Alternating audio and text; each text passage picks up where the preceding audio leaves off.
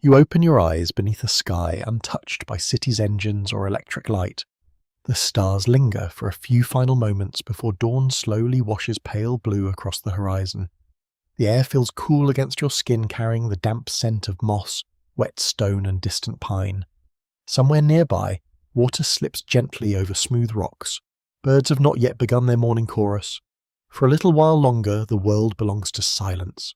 You rise carefully. The ground beneath your feet is uneven, softened by fallen leaves gathered through countless seasons. Every movement feels deliberate because survival depends upon paying attention. You notice broken branches, scattered footprints, and faint trails leading toward the river. None of them belong to deer or wolves alone. Some belong to humans, or at least something remarkably close. That realization settles over you slowly. If you arrived expecting to meet only people exactly like yourself, this ancient world immediately surprises you. Nearly 300,000 years before the present Earth is far more crowded than most modern visitors imagine. Across Africa, Europe, Asia, and remote islands, several different kinds of humans are living at the very same time. You are only one among many. Today, scientists generally recognize that around 6 human species overlapped during portions of this remarkable period. Exactly how many existed at every single moment remains open to debate because new discoveries continue reshaping the family tree. Even defining the word species becomes surprisingly complicated when ancient populations occasionally produced children together. Nature rarely enjoys simple categories. As the first sunlight reaches the valley, you begin walking toward higher ground. Mist curls gently above the grass, blurring the landscape into soft shades of silver and gold. The scent of damp earth rises with every careful step. A gentle breeze brushes your face before disappearing among ancient spruce trees. From the hillside, the valley stretches farther than you expected. Thin columns of smoke drift upward from several distant camps. Not one, several. Each fire marks another group of humans beginning another ordinary morning. Yet those distant figures may not all belong to your own species. Some possess heavier frames, others move with slightly different posture.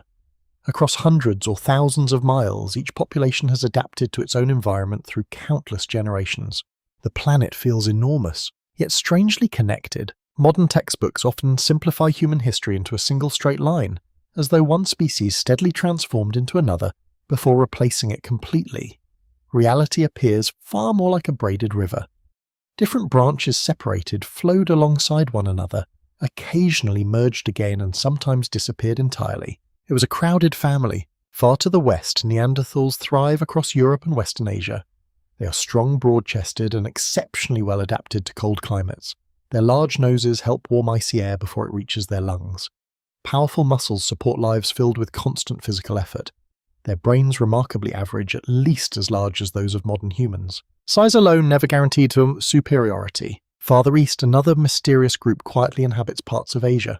Today, scientists call them the Denisovans because the first confirmed remains emerged from Denisova Cave in Siberia. Yet almost everything about them remains astonishingly uncertain. Unlike Neanderthals, whose skeletons have been uncovered across wide regions, Denisovans are known from only a handful of bones and teeth, together with remarkable genetic evidence extracted from ancient remains. Sometimes history whispers, instead of shouting. Meanwhile, in Africa, populations of Homo sapiens continue developing extraordinary flexibility. They occupy grasslands, forests, coastlines, and river valleys. Rather than specializing for one environment, they gradually become masters of adaptation itself. Curiosity becomes one of their greatest survival tools. You happen to be among them, but you are not alone. Far away on the Indonesian land of Flores lives another astonishing human relative. Standing barely over 1 meter tall, these individuals will eventually become famous as Homo floresiensis. Their small bodies allow them to survive within island environments where resources remain limited. They hunt craft stone tools and persist for thousands of years despite their unusual appearance. Tiny does not mean simple. Even farther east, another mysterious population may exist on Luzon in the Philippines. Fossils discovered there belong to Homo luzonensis, whose combination of ancient and modern features continues surprising researchers. Their fingers and toes resemble those of much older human ancestors, while other characteristics appear unexpectedly recent. The human family is wonderfully complicated. As you continue walking, fresh tracks appear in a patch of soft mud. You kneel beside them. The impressions resemble your own footprints, yet something feels different. The heel seems broader, the toes spread slightly wider. Nearby rests another print that looks almost familiar before quietly refusing complete recognition. Someone passed here recently, or perhaps someone else. No written signs explain who crossed this valley before sunrise. No storyteller waits beside the path. Only footprints remain preserved for a short time before wind and rain erase them forever. Ancient lives often leave tiny clues. That is enough. You reach a rocky overlook where sunlight finally spills across the valley floor. Deer emerge cautiously from nearby woodland. Wild horses graze beyond the river. Mammoths wander distant grasslands during colder seasons, while lions, hyenas, bears, and wolves compete for territory throughout these immense landscapes. Humans are not the only predators. They are simply among them. Every day requires decisions. Where will food be found? Which paths remain safe? Who controls the nearest water source? Where do dangerous animals roam after sunset? Every human species confronts nearly identical questions despite their different bodies and cultures. Hunger does not discriminate. Winter arrives for everyone. Children require protection regardless of which branch of humanity claims them. Shared challenges quietly unite separate worlds. One particularly fascinating idea occasionally appears among anthropologists. Some researchers wonder whether distant human species might have recognized one another immediately as different kinds of people, much as modern humans easily distinguish individuals from unfamiliar cultures while still recognizing shared humanity. Others suggest encounters may have felt stranger than anything we experience today. No one true. Oh. No. The evidence remains frustratingly incomplete. Bones preserve shape. Stone tools preserve skill. Ancient DNA preserves ancestry. Yet conversations vanish forever. You cannot recover laughter from fossilized teeth. You cannot hear bedtime stories preserved inside stone flakes. Songs disappear into the wind long before archaeology arrives. Silence keeps many secrets. Still, remarkable discoveries continue, transforming what we thought we knew. Only a few decades ago, many people imagined Neanderthals as dim-witted cave dwellers dragging crude clubs through frozen landscapes. Careful excavation has painted a far richer picture. Evidence suggests sophisticated hunting strategies, controlled use of fire, careful tool-making, possible symbolic behavior, and perhaps even compassion for injured community members. Old assumptions fade. New questions emerge. The sun now climbs steadily above the hills. Warmth slowly replaces the night's lingering chill. The valley awakens with birdsong layered over flowing water and rustling leaves. Smoke rises more confidently from distant camps as morning meals begin cooking over glowing embers. Life continues. Ordinary life. That may be the greatest surprise of all. These 6 human species are not living inside some dramatic prehistoric spectacle every waking moment. Most days resemble countless others. Parents comfort restless children. Hunters repair worn spear points.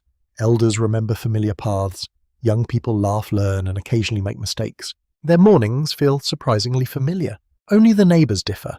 As you watch smoke drifting upward beneath the growing light, one quiet realization settles into your thoughts. For one extraordinary chapter in Earth's history, being human did not mean belonging to a single surviving species. It meant sharing the world with cousins. Some close, some distant, all unmistakably human in their own remarkable ways. The journey has only begun. Section 2. Morning settles gently across the ancient landscape as you continue your quiet journey.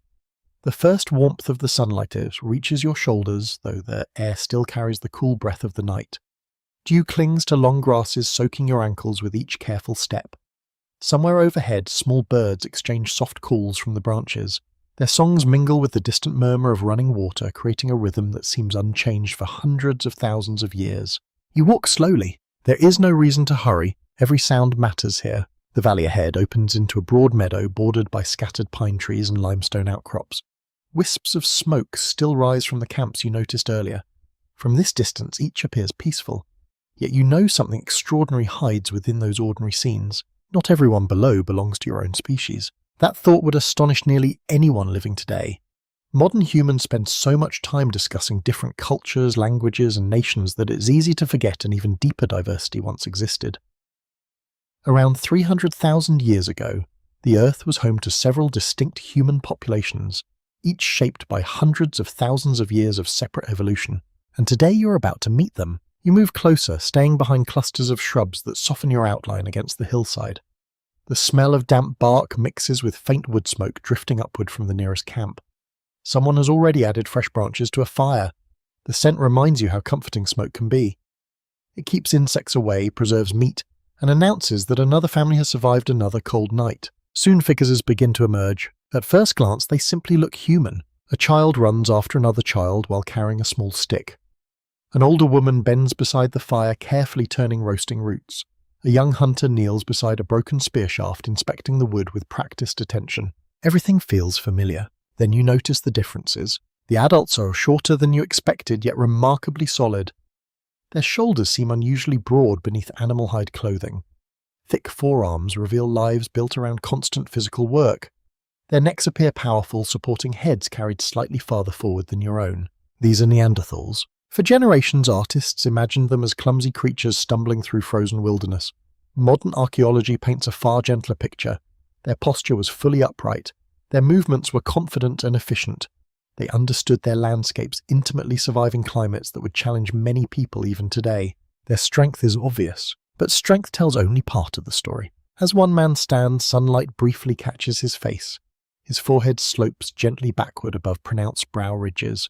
His nose is broad and projects farther than yours. Scientists believe this large nasal cavity may have helped warm and humidify icy air before it reached the lungs during harsh Ice Age winters. Evolution often solves problems elegantly. His eyes scan the meadow, not nervously, patiently. He notices tiny movements among distant grasses that you completely missed. Perhaps a grazing horse, perhaps nothing at all. Either way, observation comes naturally after a lifetime spent reading landscapes where every detail matters. Nearby, another woman Shilsu gently wraps soft hide around a young child's shoulders. The little one laughs while trying to wriggle free, clearly more interested in chasing insects than staying warm. Some things never change. Parents remain parents. Children remain children. Watching this simple phenomenon, it becomes surprisingly difficult to think of Neanderthals as strangers. Their family interactions feel deeply familiar. Care replaces fear. Gentle gestures replace the crude stereotypes that once dominated popular imagination. Evidence increasingly supports this impression. Several Neanderthal skeletons show individuals surviving severe injuries that would have made hunting nearly impossible. Broken bones healed. Missing limbs did not always mean immediate death. One famous individual lived for years despite blindness in one eye, hearing loss and multiple serious injuries. Someone cared for him, day after day, meal after meal. That level of commitment suggests communities capable of remarkable compassion. Exactly how widespread such care became remains uncertain. Some researchers argue these discoveries represent exceptional individuals rather than typical behavior. Others believe they reveal social bonds far richer than previously imagined.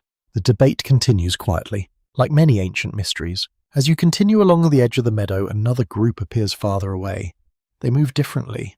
Their bodies seem taller. Their limbs appear longer and more slender. These individuals resemble you much more closely. They belong to Homo sapiens. Compared with Neanderthals, modern humans generally possess lighter skeletons and narrower chests. Their faces project less dramatically. Their brows appear softer. Their skulls rise into higher, rounder shapes that give the forehead a distinctly familiar appearance. If placed in modern clothing, one might attract little attention from a distance, at least at first glance. Yet appearances can deceive. These early Homo sapiens are not modern people accidentally transported into the distant past. Their daily lives remain extraordinarily demanding. Every meal requires effort. Every journey carries risk. Every season brings new challenges that shape both body and mind. Comfort remains centuries away. Perhaps millennia. You pause beside a cluster of flowering shrubs buzzing softly with bees. Sweet scents drift through the warming air. Butterflies move lazily between blossoms while dragonflies skim the nearby stream. The landscape appears almost peaceful enough to forget the constant struggle for survival unfolding within it. Beauty often hides hardship. Across another continent entirely beyond your horizon, Denisovans continue their own morning routines. No one knows exactly what they look like. Scientists possess astonishing genetic information, but only a handful of physical remains. A finger bone, several enormous teeth, pieces of a jaw discovered high on the Tibetan plateau. From such tiny fragments, an entire branch of humanity slowly emerges. It feels almost magical. Researchers have even reconstructed parts of their appearance using genetic clues. These models suggest Denisovans may have possessed broad faces and strong builds, though considerable uncertainty remains. Every new fossil has the potential to reshape today's understanding. History still has surprises waiting underground. Far away on Flores Island, another family begins another ordinary day. Homo floresiensis, sometimes affectionately called the hobbits because of their small stature. The nickname is memorable. Reality is even more fascinating. Standing roughly 1 meter tall, these ancient humans hunted small elephants known as dwarf stegodonts, crafted stone tools, and survived in isolation for thousands of years. Their brains were significantly smaller than ours, yet archaeological evidence demonstrates impressive adaptability. Brain size tells only part of intelligence, perhaps much less than once believed. Historians still argue whether Homo floresiensis descended from Homo erectus, that gradually became smaller through island evolution, or from an even older human ancestor. The available fossils support several competing ideas, and each new discovery reshapes the conversation. Science remains wonderfully humble. Good scientists often become comfortable saying we are not certain. That simple phrase appears surprisingly often when studying humanity's earliest relatives. You continue walking until the sun stands higher above the trees. Warm breezes replace the morning chill. The earthy smell of damp soil gives way to the sharper scent of warming pine resin. Insects become louder. Lizards emerge onto flat rocks to absorb sunlight. Life surrounds you, everywhere. Somewhere beyond these forests, deserts stretch toward distant mountains. Beyond them lie coastlines where other humans gather shellfish beneath crashing waves. Farther north, glaciers slowly reshape entire landscapes while resilient communities adapt to relentless cold. Different bodies, different homes, shared existence. You stop one final time before leaving the meadow behind. The Neanderthal children have resumed their game, laughing as they weave between adults preparing for the day's work. Nearby, Homo sapiens disappear into another stand of trees carrying spears toward familiar hunting grounds. Neither group knows that hundreds of thousands of years later, people will debate their intelligence, appearance, and fate. To them, today is simply another morning. Perhaps that is the most remarkable lesson. They never considered themselves museum exhibits or the chapters inside history books. They were simply living, breathing, learning, growing older, watching children become adults beneath the very same sun that now warms your face. And somewhere beyond the horizon, other human species are greeting this same morning, each believing their own world is simply the way life has always been. The ancient Earth feels immense, yet every branch of humanity shares it together. For now, Section 3. The morning has fully awakened now, and you continue your journey beyond the meadow. Warm sunlight filters through scattered clouds, painting patches of gold across the forest floor. A gentle breeze carries the fragrance of pine needles, damp ferns, and distant wildflowers. Somewhere nearby, a woodpecker taps patiently against an old tree trunk. Every sound blends naturally into the steady rhythm of a world that has never known machines. You follow a narrow game trail. It bends quietly between towering trees before climbing toward higher ground. The earth beneath your feet changes from soft moss to rough gravel. Each step brings a slightly different scent, a different breeze, a different view. Soon the valley disappears behind you. A vast landscape unfolds instead. From this ridge, it becomes easier to understand something that is often overlooked. The ancient world was unimaginably large. Oceans, mountain ranges, deserts, glaciers, and endless forests separated human populations for thousands upon thousands of years. These natural barriers shaped every aspect of survival, slowly guiding different branches of humanity along their own remarkable paths. No single world existed. There were many. You turn westward in your imagination first. Far beyond these forests lies Ice Age Europe. Here the climate grows colder with every passing season. Dense pine forests stretch beneath enormous glaciers. Winter lingers for months, while summers remain brief and unpredictable. Winds sweep across open grasslands where mammoths, woolly rhinoceroses, giant deer, and bison graze beneath grey skies.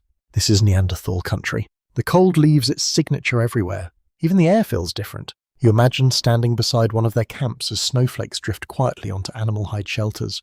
Smoke curls upward from carefully maintained fires. The smell of burning pine mixes with roasting meat. Thick fur blankets wrap around broad shoulders while experienced hunters inspect stone spear points before another difficult expedition. Every calorie matters. Every mistake carries consequences. Neanderthals become extraordinary specialists within these demanding environments. Their stocky bodies lose less heat than taller, slimmer builds. Powerful muscles help them move across rugged terrain while carrying heavy game. Their daily lives demand endurance far beyond anything most modern people ever experience. Yet they do not merely endure the cold. They belong to it. Thousands of kilometers away, however, the world changes completely. The forests gradually open into broad African savannas. where early Homo sapiens continue expanding across remarkably varied landscapes. Here warm breezes ripple through tall grasses stretching toward distant acacia trees. Herds of antelope gather near seasonal rivers while elephants leave deep footprints in muddy banks. The scent changes too. Dry earth replaces frozen soil. Sun-warmed grasses replace pine resin. Birdsong becomes louder beneath the brighter skies. These environments reward flexibility rather than specialization. Rainfall shifts from year to year. Rivers change course. Animal migrations follow unpredictable patterns. Communities that adapt quickly enjoy the greatest chances of survival. Perhaps this becomes one of Homo sapiens' greatest strengths. Not speed, not size, adaptability. Anthropologists often point to this remarkable flexibility when discussing our species' eventual expansion across nearly every continent. Early Homo sapiens thrive in forests, grasslands, wetlands, mountains, and eventually coastlines, developing different solutions for different environments, instead of relying upon one specialized way of life. Still, historians continue debating exactly how important this adaptability became compared with climate, population size, or simple chance. The answer almost certainly combines many influences rather than one decisive advantage. History rarely offers a simple explanation. The trail beneath your feet now climbs higher into rocky hills. Cool breezes return as scattered clouds briefly soften the sunlight. Looking east, your imagination carries you far across the enormous Asian continent. There another mysterious chapter unfolds. Somewhere among forests, river valleys, and towering mountain ranges live the Denisovans. Unlike Neanderthals, whose skeletons have been uncovered across Europe and Western Asia, Denisovans remain almost invisible in the archaeological record. Their physical appearance is still partly hidden behind time itself. Yet genetic evidence reveals that they occupied an enormous geographical range extending from icy Siberia to tropical Southeast Asia. That discovery surprised nearly everyone. How could so little fossil evidence belong to such a widespread population? Scientists continue searching. Every excavation carries hope. One remarkable clue comes from the Tibetan Plateau, often called the roof of the world. Even today, its thin air challenges visitors unfamiliar with extreme altitude.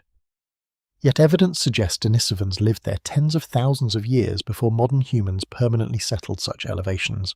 The wind never rests there, neither did they. Even more astonishing, genetic studies indicate that many modern Tibetans inherited a Denisovan gene, helping their bodies function efficiently in low-oxygen environments.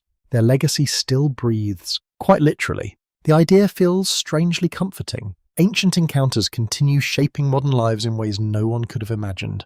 Your journeys now drift southward, across warm seas sattered with volcanic islands.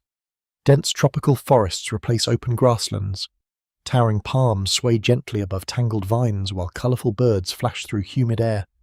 Rain falls suddenly, then disappears just as quickly, leaving enormous leaves glittering beneath fresh sunlight. This is Flores, home to one of humanity's greatest surprises. Homo floresiensis lives here. Their island environment creates challenges unlike those faced by Neanderthals or Homo sapiens. Large predators are relatively scarce. Resources remain limited. Isolation shapes every generation. Over thousands of years, evolution favours smaller bodies requiring fewer calories. Island life changes everything. The phenomenon even affects animals. Tiny elephants evolved from much larger ancestors. Giant rats roam forest floors. Massive Komodo dragons patrol the landscape as dominant predators. It feels like stepping into another version of Earth where familiar rules have quietly shifted. The little humans adapt beautifully. They fashion stone tools from local materials, gather edible plants, hunt available prey, and navigate forests their ancestors have known for countless generations. Scientists still debate exactly how sophisticated their technology became. Some researchers emphasize surprisingly capable toolmaking despite their small brains. Others argue the archaeological evidence remains incomplete and should be interpreted cautiously. Questions linger. The island keeps many secret. Farther north beyond countless waves lies another island that remained hidden from modern science until very recently. Luzon. There, Homo luzonensis quietly survives within tropical forests and limestone caves. Only a few fossil discoveries reveal their existence. Yet those discoveries contain a fascinating mixture of ancient and more recent anatomical traits. Some fingers resemble those of much older human ancestors. Certain teeth appear unexpectedly modern. Evolution once again refuses to follow straight lines. You pause beside a shallow stream flowing over the polished stone dunes. Cool water slips around your fingers as you kneel to drink. The taste is clean and refreshing. Tiny fish dart between shadows while dragonflies hover above the surface like living jewels. Water connects every landscape. Every human species depends upon it. No matter how different their bodies become, every community gathers near rivers, lakes, springs, or coastlines. Water provides, fish attracts animals, nourishes edible plants, and offers natural pathways through otherwise difficult terrain. Civilizations will one day rise beside great rivers. Their earliest ancestors already understand why. One curious idea occasionally appears in anthropological discussions. Some researchers wonder whether the isolation between human populations resembled isolated islands of culture long before agriculture existed. Others believe contact occurred more frequently than we once assumed, with groups occasionally exchanging genes, tools, or knowledge across surprisingly large distances. The evidence remains incomplete. The possibilities remain fascinating. Afternoon sunlight now stretches longer across the hills. Shadows drift slowly beneath scattered clouds, while warm winds carry the rich aroma of flowering shrubs. Somewhere in the distance, wolves begin calling to one another. Despite the daylight, their voices echoing softly through the valleys below. You stop upon another ridge. Behind you lies one landscape. Ahead waits another. The farther you travel, the clearer the truth becomes. There was never one prehistoric world. There were countless worlds. Frozen valleys where Neanderthals mastered winter. Sunlit savannas where Homo sapiens learned extraordinary adaptability. High plateaus where Denisovans breathed thin mountain air. Tropical islands where tiny humans flourished beyond the horizon. Each landscape shaped its people. Each people shaped the land in return. Together, they formed an astonishing tapestry of humanity woven across continents long before maps carried names or borders divided the earth. And as the afternoon light gently softens around you, it becomes impossible to see human evolution as a lonely procession. Instead, it feels like an immense neighborhood, vast, beautiful, and wonderfully alive. Section 4. The afternoon sun hangs comfortably above the horizon as you descend from the rocky ridge into another broad valley. The light has softened into warm shades of amber, filling every corner of the landscape without the harsh brightness of midday. A gentle breeze stirs the tall grasses, sending quiet waves across the meadow, like ripples moving over a calm lake. The scent of crushed sage rises beneath your feet, blending with the smoky aroma drifting from distant campfires. Somewhere ahead, stone strikes stone. Sharp, steady, patient. You follow the sound through scattered oak trees until the forest opens onto a small clearing. Several people sit together beneath the shade, completely absorbed in their work. There is little conversation. Most of the communication happens through careful observation. Hands move with quiet confidence, repeating motions learned through years of practice. This is not merely tool-making. It is accumulated knowledge. For millions of years before cities' books or written language stone served as humanity's greatest teacher, every successful blade represented generations of observation. Every mistake offered another lesson. Long before anyone imagined bronze or iron, carefully shaped rock determined who ate well, who stayed warm, and who survived another winter. You kneel beside a weathered boulder. Tiny flakes of flint cover the ground like scattered pieces of grey glass. Some sparkle briefly whenever sunlight catches their razor-sharp edges. Others remain almost invisible among dry leaves until you reach down to touch one. Its edge surprises you. It is sharper than many modern kitchen knives. That realization still astonishes archaeologists whenever ancient stone tools are recreated. Properly crafted flint blades can slice meat, scrape hides, cut plant fibers, and carve wood with remarkable efficiency. They require skill to produce, but once mastered, they become indispensable companions. Simple materials, extraordinary results. One experienced craftsperson lifts a rounded hammerstone and gently strikes the edge of a prepared flint core. A clean, thin flake separates with a crisp snap. He pauses, turns the stone slightly, and strikes again from another carefully chosen angle. Nothing appears random. Every movement has purpose. Watching closely, you begin to appreciate why archaeologists often compare ancient stoneworking to sculpture rather than simple construction. The finished tool already exists inside the rock. The maker simply removes everything unnecessary until it appears. Patience becomes the true instrument. Nearby, a young apprentice watches every motion with intense concentration. Occasionally, the elder passes over a piece of flint, allowing the learner to imitate the technique. The first attempts produce awkward fragments instead of elegant blades. No one scolds. Learning requires time. A faint smile appears on the elder's face before another demonstration begins. Across countless generations, this quiet rhythm carries knowledge farther than any written manual ever could. One careful strike, one observation, one correction, then another. You imagine similar scenes unfolding thousands of kilometers away among other human species. Neanderthals, despite old stereotypes, were exceptional stoneworkers. Their most famous technology is known today as the Mousterian tradition, producing sophisticated tools through carefully planned techniques. Rather than striking stones randomly, they often prepared the core in advance so that each blow produced flakes of predictable size and shape. Planning mattered. The result reflected forethought. Modern experiments reveal that mastering these techniques requires practice, coordination, and the ability to think several steps ahead.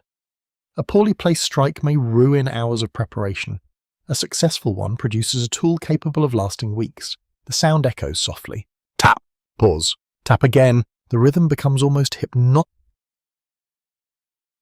beneath the afternoon breeze. Many researchers believe Neanderthals passed these skills from one generation to the next through careful demonstration, much like master craftspeople throughout later human history.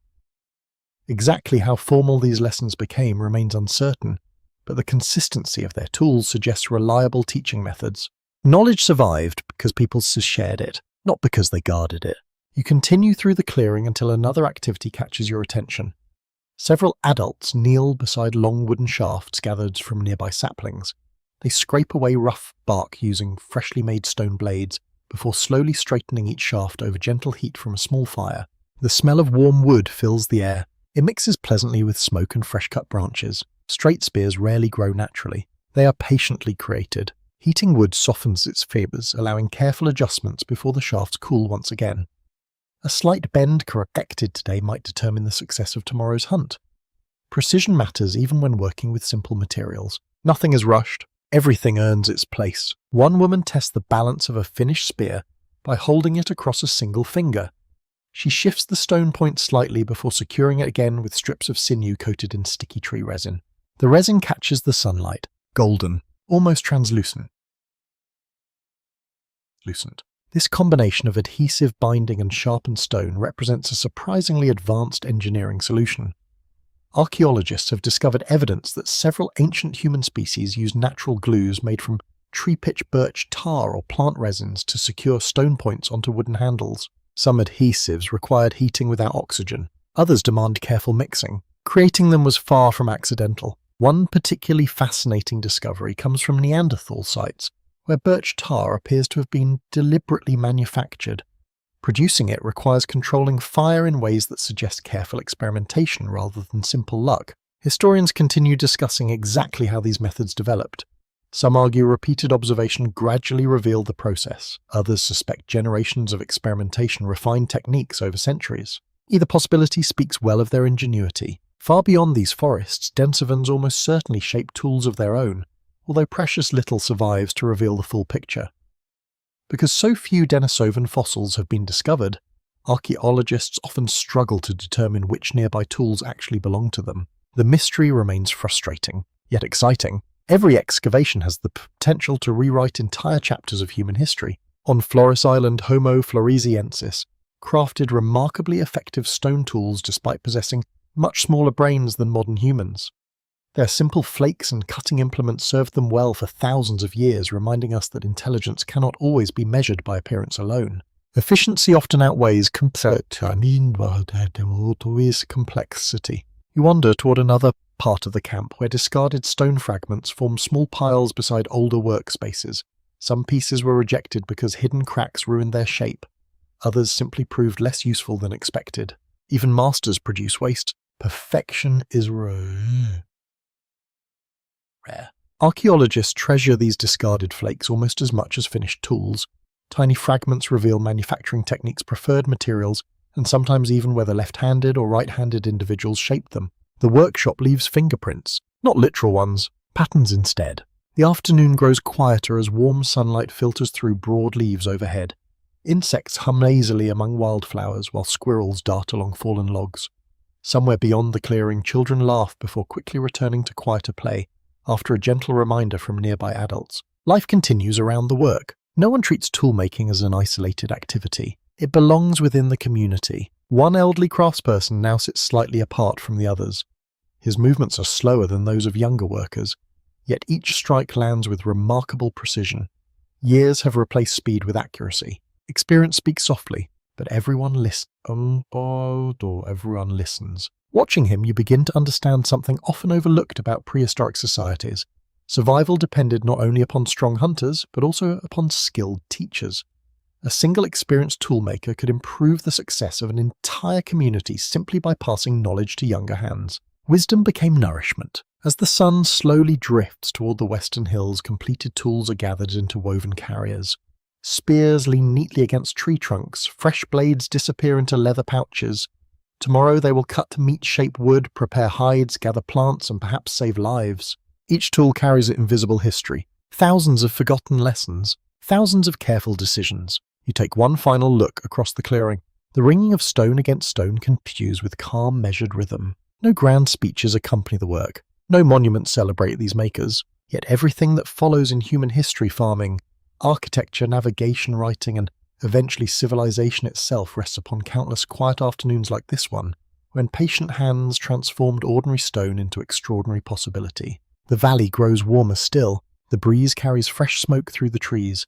And somewhere beyond the horizon, 5 other human species are shaping their own tools beneath the very same sun, each adding another thread to the remarkable story of humanity. Section 5. The afternoon slowly leans toward an evening as you leave the toolmakers behind. Sunlight pours through the forest in long golden beams, warming the trunks of ancient pines and setting tiny insects aglow as they drift through the air. The sharp tapping of flint gradually fades behind you, replaced by the softer sounds of rustling leaves, distant birds, and the steady murmur of a nearby river. A different rhythm is beginning, the rhythm of the hunt. You follow a narrow trail winding through waist-high grass. Fresh animal tracks crisscross the damp earth, some so recent that the edges remain crisp beneath the afternoon light. The scent of crushed herbs rises beneath your feet, while somewhere ahead, a flock of startled birds suddenly lifts into the sky. Someone has disturbed them, perhaps deer, perhaps people. You crouch instinctively beside a cluster of bushes waiting for the forest to settle once more. Silence returns surprisingly quickly. Only the gentle breeze continues moving through the branches overhead. Patience comes first. Long before bows, horses, or metal weapons transformed hunting success depended upon observation. Ancient humans rarely chased animals across open landscapes in dramatic sprints. Such pursuits wasted precious energy and often ended in failure. Instead, they watched. They listened. They learned. Every broken twig carried meaning. Every patch of flattened grass suggested recent movement. Fresh droppings revealed where a herd might travel before sunset. Even the direction of the wind could determine whether hunters returned with food or empty hands. Nature offered constant clues. Those who noticed them survived. Ahead, several hunters emerge quietly from the trees. Their movements are remarkably calm. No one speaks above a whisper. One person raises a hand and the others stop immediately without question. The gesture says everything. Words are unnecessary. This silent coordination appears across many hunter-gatherer societies, both ancient and modern. Communication often depends more upon shared understanding than lengthy conversation. A glance, a nod, or a simple hand signal can prevent prey from detecting approaching hunters. Efficiency conserves energy, and sometimes lives. You notice that each hunter carries slightly different equipment. One grips a heavy thrusting spear with a thick wooden shaft. Another carries several lighter spears balanced for throwing. A third keeps a carefully sharpened stone knife secured at the waist. No 2 roles are identical. The group function because individuals contribute different strengths. This cooperative approach represents one of humanity's oldest advantages. Large animals rarely fall to isolated hunters. Success usually depends upon careful planning, coordinated movement, and remarkable trust between companions. One mistake affects everyone. One success feeds everyone. As you continue watching from a respectful distance, the hunters spread apart with almost invisible precision. Each chooses a position shaped by the landscape itself. Fallen logs become natural cover. Small rises conceal movement. Dense shrubs hide careful advances toward a narrow crossing where animals frequently pass. The forest becomes their partner, not merely their surroundings. Modern archaeologists believe Neanderthals often hunted at remarkably close range. Their powerful builds and sturdy thrusting spears suggest encounters requiring extraordinary courage. Large prey such as bison, wild cattle, horses, and even mammoths could defend themselves with terrifying force. Every hunt involved risk. Broken bones were quite common. Some Neanderthal skeletons display injuries similar to those experienced by modern rodeo riders. This curious comparison has led several researchers to suggest that confronting large animals at close distances demanded exceptional bravery and physical resilience. The evidence fits surprisingly well, yet not everyone agrees. Some historians argue that Neanderthals also used throwing techniques more often than previously believed. Others suggest different regions develop different hunting methods depending upon available prey and changing environments. The discussion continues, as it should. Meanwhile, Homo sapiens appear to experiment with increasing flexibility. Rather than relying upon one universal strategy, different communities adapt techniques to local landscapes. River crossings, cliffs, wetlands, and forests each encourage slightly different approaches. Adaptability becomes its own tool. You hear another sound now, a faint splash. Splash. The hunters freeze. Beyond a curtain of reeds, several deer step cautiously into a shallow stream. Their ears rotate constantly, searching for unfamiliar noises. Sunlight dances across the moving water while dragonflies skim just above its surface. For several long moments, nothing happens. The entire valley seems to pause. Even the breeze softens. One deer lowers its head to drink. Another watches downstream. A young fawn wanders slightly away from the group before gently returning beside its mother. You find yourself holding your breath. Then movement. One hunter steps forward just enough to redirect the herd toward companions waiting farther ahead. Another circles quietly through taller grass. No one rushes. No one shouts. Everything unfolds with remarkable patience. The exact outcome matters less than the lesson before you. Hunting is rarely about overwhelming force. More often it resembles a conversation with the landscape, the weather, and the instincts of wild animals. Every participant responds. Every decision changes the next. Far across the ancient world, similar scenes unfold among humanity's other relatives. On Flores Island, Homo floresiensis pursues smaller prey suited to island environments. Archaeological evidence suggests they hunted dwarf elephants known as stegodonts, while also gathering abundant plant foods. Small hunters, small prey, perfect balance. Denisovans remain more mysterious. Because so little archaeological evidence survives, researchers continue debating their preferred hunting strategies. Yet given their wide geographic range, they almost certainly adapted techniques to forests, mountains, and open valleys alike. The land always writes the rules. People simply learn to read them. You continue walking after the hunters disappear beyond another stand of trees. The afternoon light grows richer now, bathing everything in shades of bronze and honey. Warm breezes carry the earthy aroma of trampled grass mixed with the faint sweetness of flowering shrubs. The forest begins changing. Birdsong becomes less frequent. Long shadows stretch quietly between the trees. Along the trail you notice another group returning from an earlier expedition. Their woven slings contain roots, berries, mushrooms, and edible greens gathered throughout the day. Not everyone hunts large animals. In fact, many meals begin elsewhere. Anthropologists increasingly emphasize that ancient diets depended upon remarkable variety. Meat provided valuable protein and fat, but gathered plants often supplied the majority of daily calories during many seasons. Nuts, fruits, seeds, roots, shellfish, insects, and honey all played important roles depending upon location and time of year. Survival rewarded diversity, not stubbornness. One particularly intriguing idea occasionally appears in archaeological discussions. Some researchers wonder whether neighboring human species exchanged practical knowledge after peaceful encounters. Could one community have learned about edible plants from another? Might successful hunting techniques have spread across species boundaries? No direct evidence answers these questions. The possibility remains tantalizing. Human curiosity has always been difficult to contain. As evening approaches, you arrive at a narrow ridge overlooking the valley below. Thin columns of smoke once again rise from scattered camps. Somewhere successful hunters are returning with today's harvest. Elsewhere, gatherers sort berries into woven baskets while children eagerly wait for supper. Different communities, different traditions, shared purpose. Food means another day. The realization settles gently over you.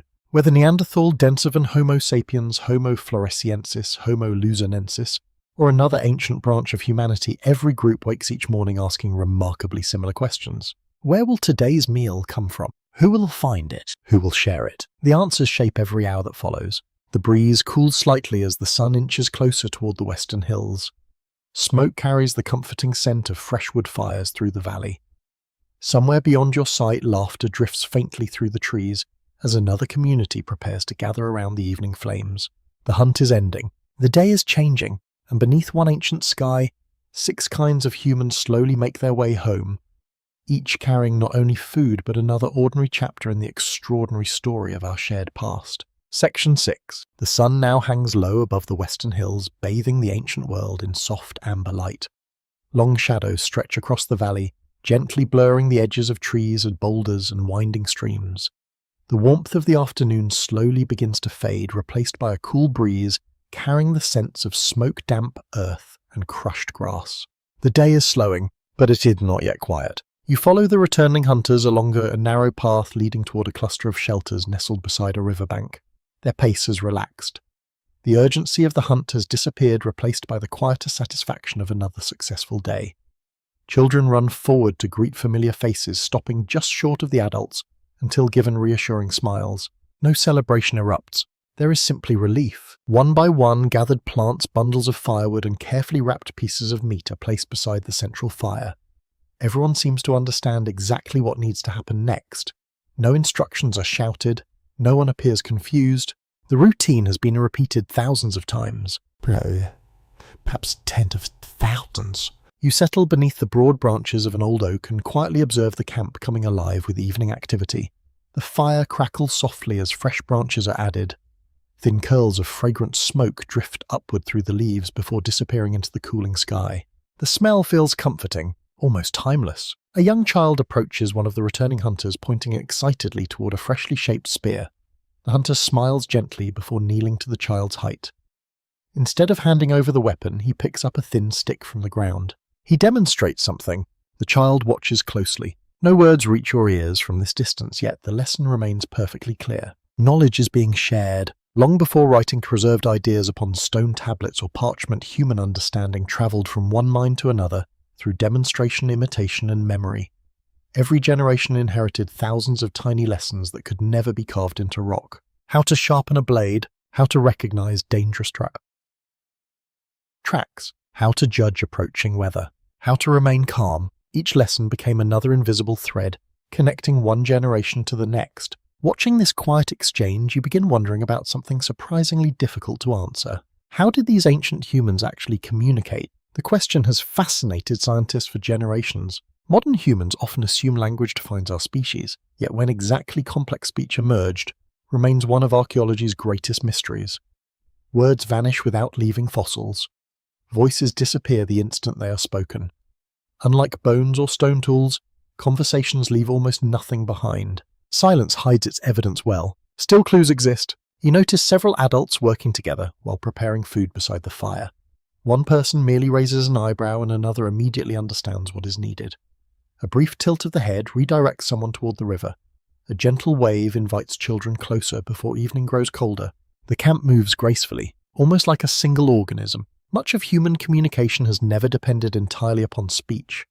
Facial expressions, posture, gestures, eye contact, and shared routines quietly carry enormous amounts of information.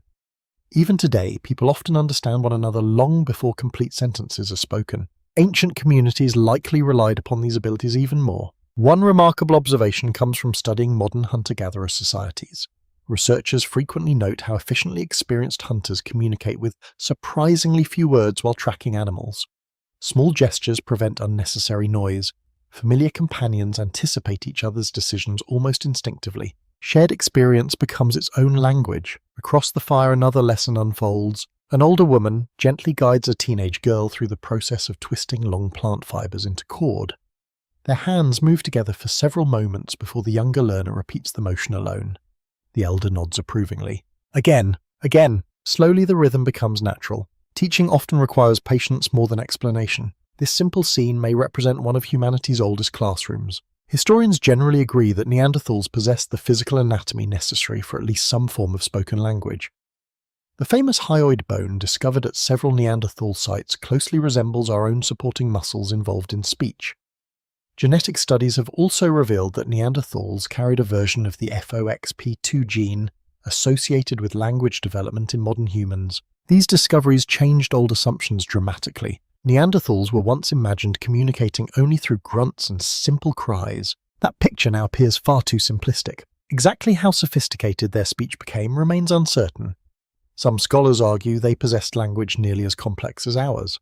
Others believe important differences probably existed in vocabulary, grammar, or sound production. No recording survives, only possibilities. Meanwhile, Homo sapiens continued refining increasingly flexible communication as populations expanded into new environments.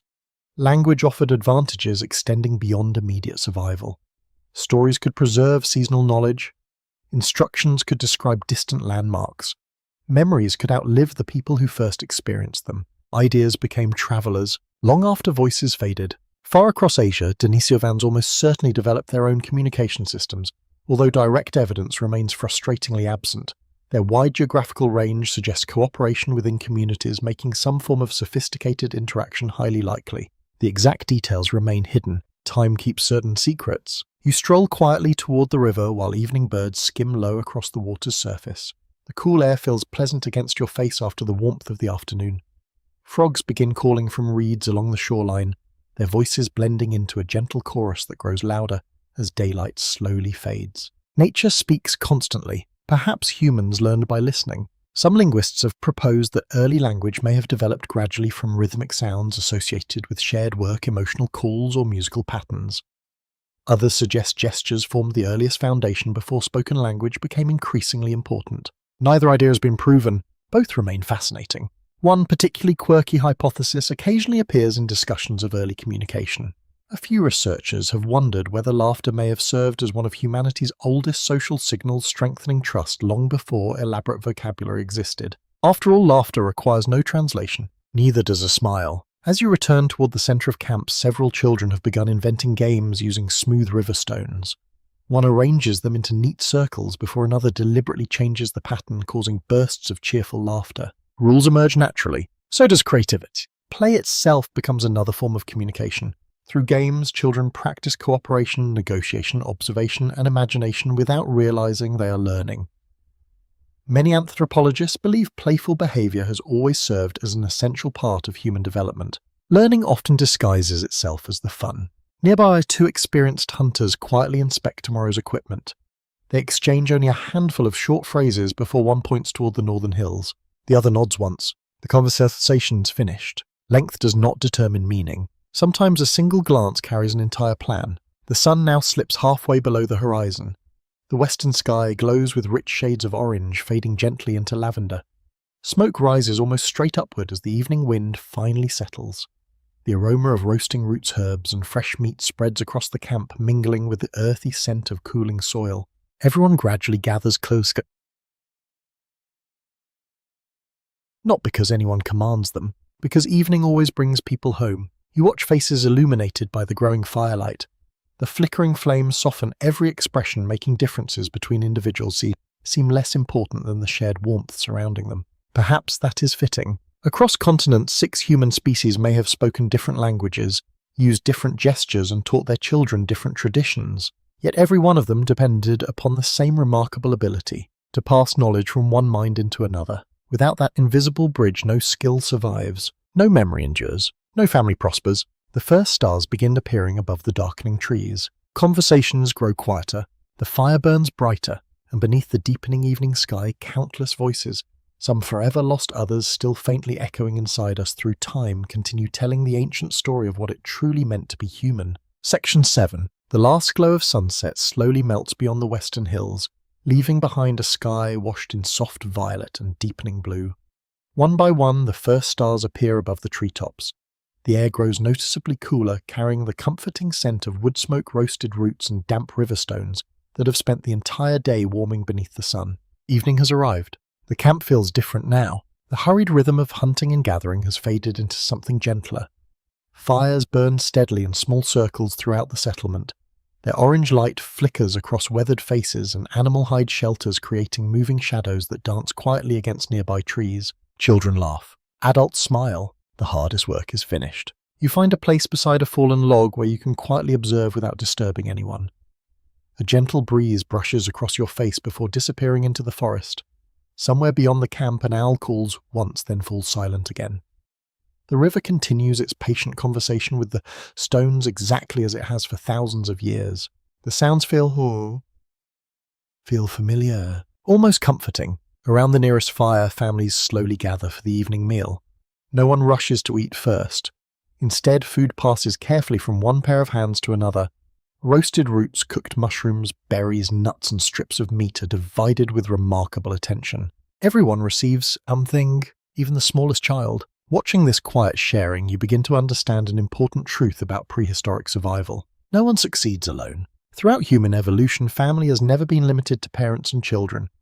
Ancient communities often depended upon grandparents, aunts, uncles, older siblings, cousins, and unrelated companions who became just as important. The survival of one child frequently rested upon the efforts of many adults. Anthropologists sometimes describe humans as cooperative breeders. It sounds technical. The idea is beautifully simple. Children thrive because entire communities help raise them. Across the fire sits an elderly woman whose hair has turned pale with age. Fine lines cross her face like tiny rivers carved through stone. She no longer joins long hunting expeditions yet. Everyone listens when she speaks. A young mother quietly hands her a bowl before serving herself.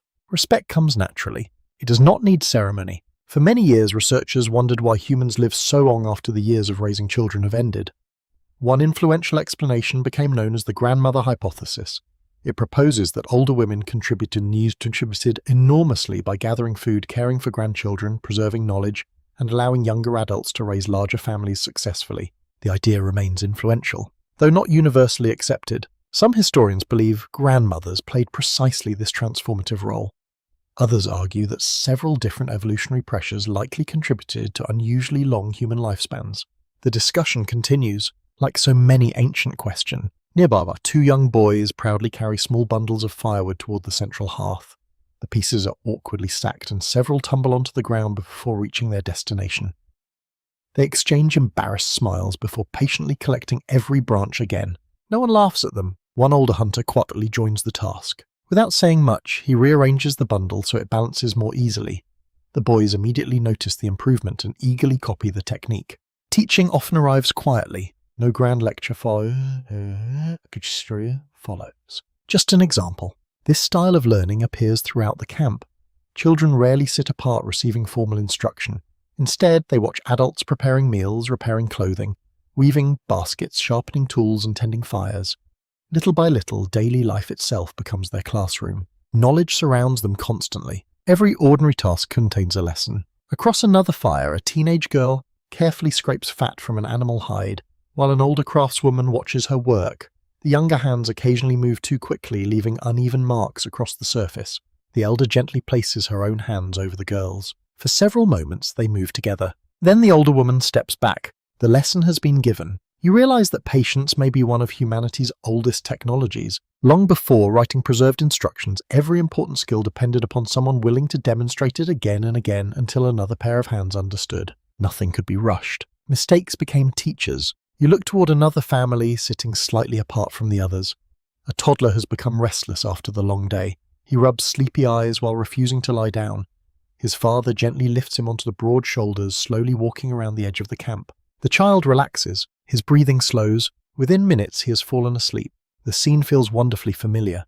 Parents have probably spent hundreds of thousands of years discovering exactly the same tricks for comforting tired children. Some traditions need no invention, only love. Archaeological discoveries increasingly suggest that Neanderthal families cared deeply for one another. Several burial sites hint at deliberate treatment of the dead, although scholars continue debating exactly what these practices meant. Some interpret them as evidence of symbolic thinking or emotional attachment. Others caution that natural processes may explain part of the archaeological record. The evidence invites reflection, rather than certainty. Still, compassion appears repeatedly throughout the fossil record. Injured individuals survived long enough for broken bones to heal. Elderly adults remained within their communities despite declining physical abilities. Children reached adulthood surrounded by experienced caregivers. These are not accidents. They are relationships. Far away on Flores Island, Homo floresiensis almost certainly organized family life according to the demands of island survival. Resources remained limited, meaning cooperation would have been especially valuable. Although little direct evidence survives, raising children in isolation likely required close-knit communities. Small populations depend upon strong bonds. Every individual matters. Denisovan family life remains almost entirely hidden from archaeology. Their bones reveal little about daily relationships. Yet it is difficult to imagine any human lineage surviving harsh environments without deep social connections between generations. Families leave few fossils. Their influence lasts forever. The stars multiply overhead, now scattered across the sky like countless tiny lanterns. Smoke from the campfires drifts upward before dissolving into the cool evening air. The smell of roasted meat has given way to the richer scent of glowing embers and drying hides hanging near the flames. You notice another quiet tradition unfolding. Several older children sit beside the youngest members of the camp, showing them how to braid thin plant fibers into simple cords. Their fingers move confidently despite their youth. They are no longer beginners. Now they have become teachers too. Learning flows in every direction, not only from old to young. Anthropologists often describe this process as cultural transmission, yet the phrase hardly captures its warmth. These are not merely skills passing through time, they are gifts exchanged between people who care about one another's future. One careful demonstration, one encouraging smile, one shared success. The camp grows quieter as full darkness settles over the valley. Crickets begin their steady evening chorus while frogs continue calling from the nearby marsh. Every now and then, sparks drift upward from the fire before vanishing among the stars. You wrap an animal hide blanket a little closer around your shoulders. Its soft fur still carries the faint scent of smoke from many previous evenings. The warmth feels reassuring as cooler night air settles across the landscape. Around you, conversations soften, laughter becomes gentler. Several children have already curled beside their parents, their breathing slow and peaceful. Others lean sleepily against grandparents while listening to quiet voices around the fire. No one seems eager for the day to end. There is comfort here. Security, however, temporary. Tomorrow will bring fresh challenges. Another hunt. Another search for edible plants. Another unpredictable day shaped by weather animals and chance. But tonight none of that matters. Tonight every generation has gathered together beneath one sky. The youngest dream of tomorrow. The oldest remember yesterday. And between them sits the remarkable thread that has carried humanity through hundreds of thousands of years. Not sharper tools, not stronger muscles. Family, patient, enduring, and quietly powerful enough to shape the future of every human species walking the earth together. Section 8. Night has fully settled across the valley now. The last traces of twilight have faded beyond the distant hills, leaving only a sky overflowing with stars. Without cities or electric lights, the heavens seem impossibly vast. A pale ribbon of the Milky Way stretches from one horizon to the other, so bright that it almost casts its own gentle glow upon the landscape. The fire burns steadily, its warmth reaches your face. Beyond its circle of light, the forest disappears into darkness. The cool night air carries the scent of glowing embers, drying animal hides, and fresh pine sap. Every so often a breeze slips through the camp, stirring loose strands of hair and sending tiny sparks floating upward before they vanish among the stars. The day is not entirely finished. Something quieter has begun. As you settle closer to the fire, you notice several people opening small leather pouches and woven baskets. At first you assume they contain food saved for tomorrow. Instead, each bundle reveals something unexpected. Ripe red pieces of ochre, smooth white shells, small bird feathers, carefully shaped animal teeth. None of these objects will fill an empty stomach, yet someone carried them home anyway. You watch as an older woman gently rubs a lump of red ochre against a flat stone, slowly producing a fine powder. She adds a few drops of animal fat and mixes the two together with a slender stick until a thick crimson paste begins to form. The colour glows in the firelight, almost like liquid sunset. Beside her, a young girl watches with wide, curious eyes. The older woman smiles before carefully placing a small streak of red pigment across the girl's forehead. The child reaches up to touch it, then laughs quietly. No explanation is needed. The moment carries meaning. Exactly what that meaning is remains impossible to know. This is one of archaeology's greatest frustrations and greatest joys. Ancient people left behind pigments, ornaments, carvings, beads, and decorated objects, but almost never an explanation. Modern researchers must patiently reconstruct possible meanings from scattered clues buried beneath thousands of years of soil. Some answers remain forever hidden. Others slowly emerge. Red ochre appears again and again throughout prehistoric archaeology. Evidence of its use stretches back hundreds of thousands of years. It has been discovered at sites associated with Homo sapiens, Neanderthals, and possibly even earlier human ancestors. Why was it so important? No one can say with certainty. Perhaps it decorated the body. Perhaps it preserved hides. Perhaps it marked important ceremonies. Or perhaps it served several purposes at once. The possibilities remain wonderfully open. Across the fire, one man threads several pierced animal teeth onto a strip of sinew. His movements are careful and unhurried. Each tooth has been cleaned and shaped so that it hangs neatly beside the others. Soon the necklace is finished. He does not admire it for long. Instead, he places it gently around the neck of a younger companion. The gift is received with a quiet smile. Objects carry stories. Even before writing, archaeologists have uncovered ornaments made from shells, eagle talons, animal teeth, and carved bone at numerous prehistoric sites. Some of the oldest known beads date back well over 100,000 years. Their existence suggests that appearance mattered long before cities, kingdoms, or organized religion emerged. Beauty has ancient roots, so does identity. Perhaps these ornaments signaled family membership. Perhaps they reflected personal achievements. Perhaps they simply pleased the eye. Modern humans are hardly the first to enjoy decoration. One particularly fascinating discovery involves Neanderthals. For many years, researchers believed symbolic behavior belonged exclusively to Homo sapiens. Then archaeologists uncovered evidence suggesting Neanderthals collected eagle claws, used pigments, and may even have decorated caves. The picture began changing, slowly but dramatically. Some cave paintings in Spain have even been dated to periods before Homo sapiens reached the region, raising the possibility that Neanderthals themselves created at least some of the artwork. The dating methods remain the subject of careful discussion, and not every scholar agrees with every conclusion. The debate remains at ear. Science welcomes healthy disagreement. You glance upward toward the dark cliffs overlooking the valley. Somewhere within similar caves across Europe, ancient hands once pressed against stone walls, leaving outlines that still survive today. A single hand. Thousands of generations. One silent greeting across time. The fire crackles softly behind you, drawing your attention back to the camp. Several children now sit together, while one of the older boys carefully scratches simple lines into a smooth piece of bark using the tip of a sharpened bone. The younger children imitate him. Some marks resemble animal tracks. Others are little more than playful patterns. No one worries whether they are meaningful. Creativity rarely asks permission. You begin thinking about imagination itself. At what point did humans begin seeing more than what lay directly before them? When did a piece of redstone become paint instead of merely a rock? When did a shell become jewelry instead of simply something found beside the water? No fossil records that moment, yet somehow it happened. Perhaps gradually. Perhaps many times. Anthropologists often describe symbolic thinking as one of humanity's defining characteristics. The ability to let one object represent another transforms everything. A painted mark can become an idea. A necklace can express belonging. A carved figure can preserve memory long after its maker has disappeared. Meaning becomes portable. It travels through generations. Far away on Flores Island, evidence for symbolic behavior remains much more limited. Homo floresiensis left behind effective stone tools, but little that clearly demonstrates ornamentation or artistic expression. Does that mean such behaviors never existed? Not necessarily. Tropical environments are notoriously poor at preserving delicate materials like wood fibers, feathers, and leather.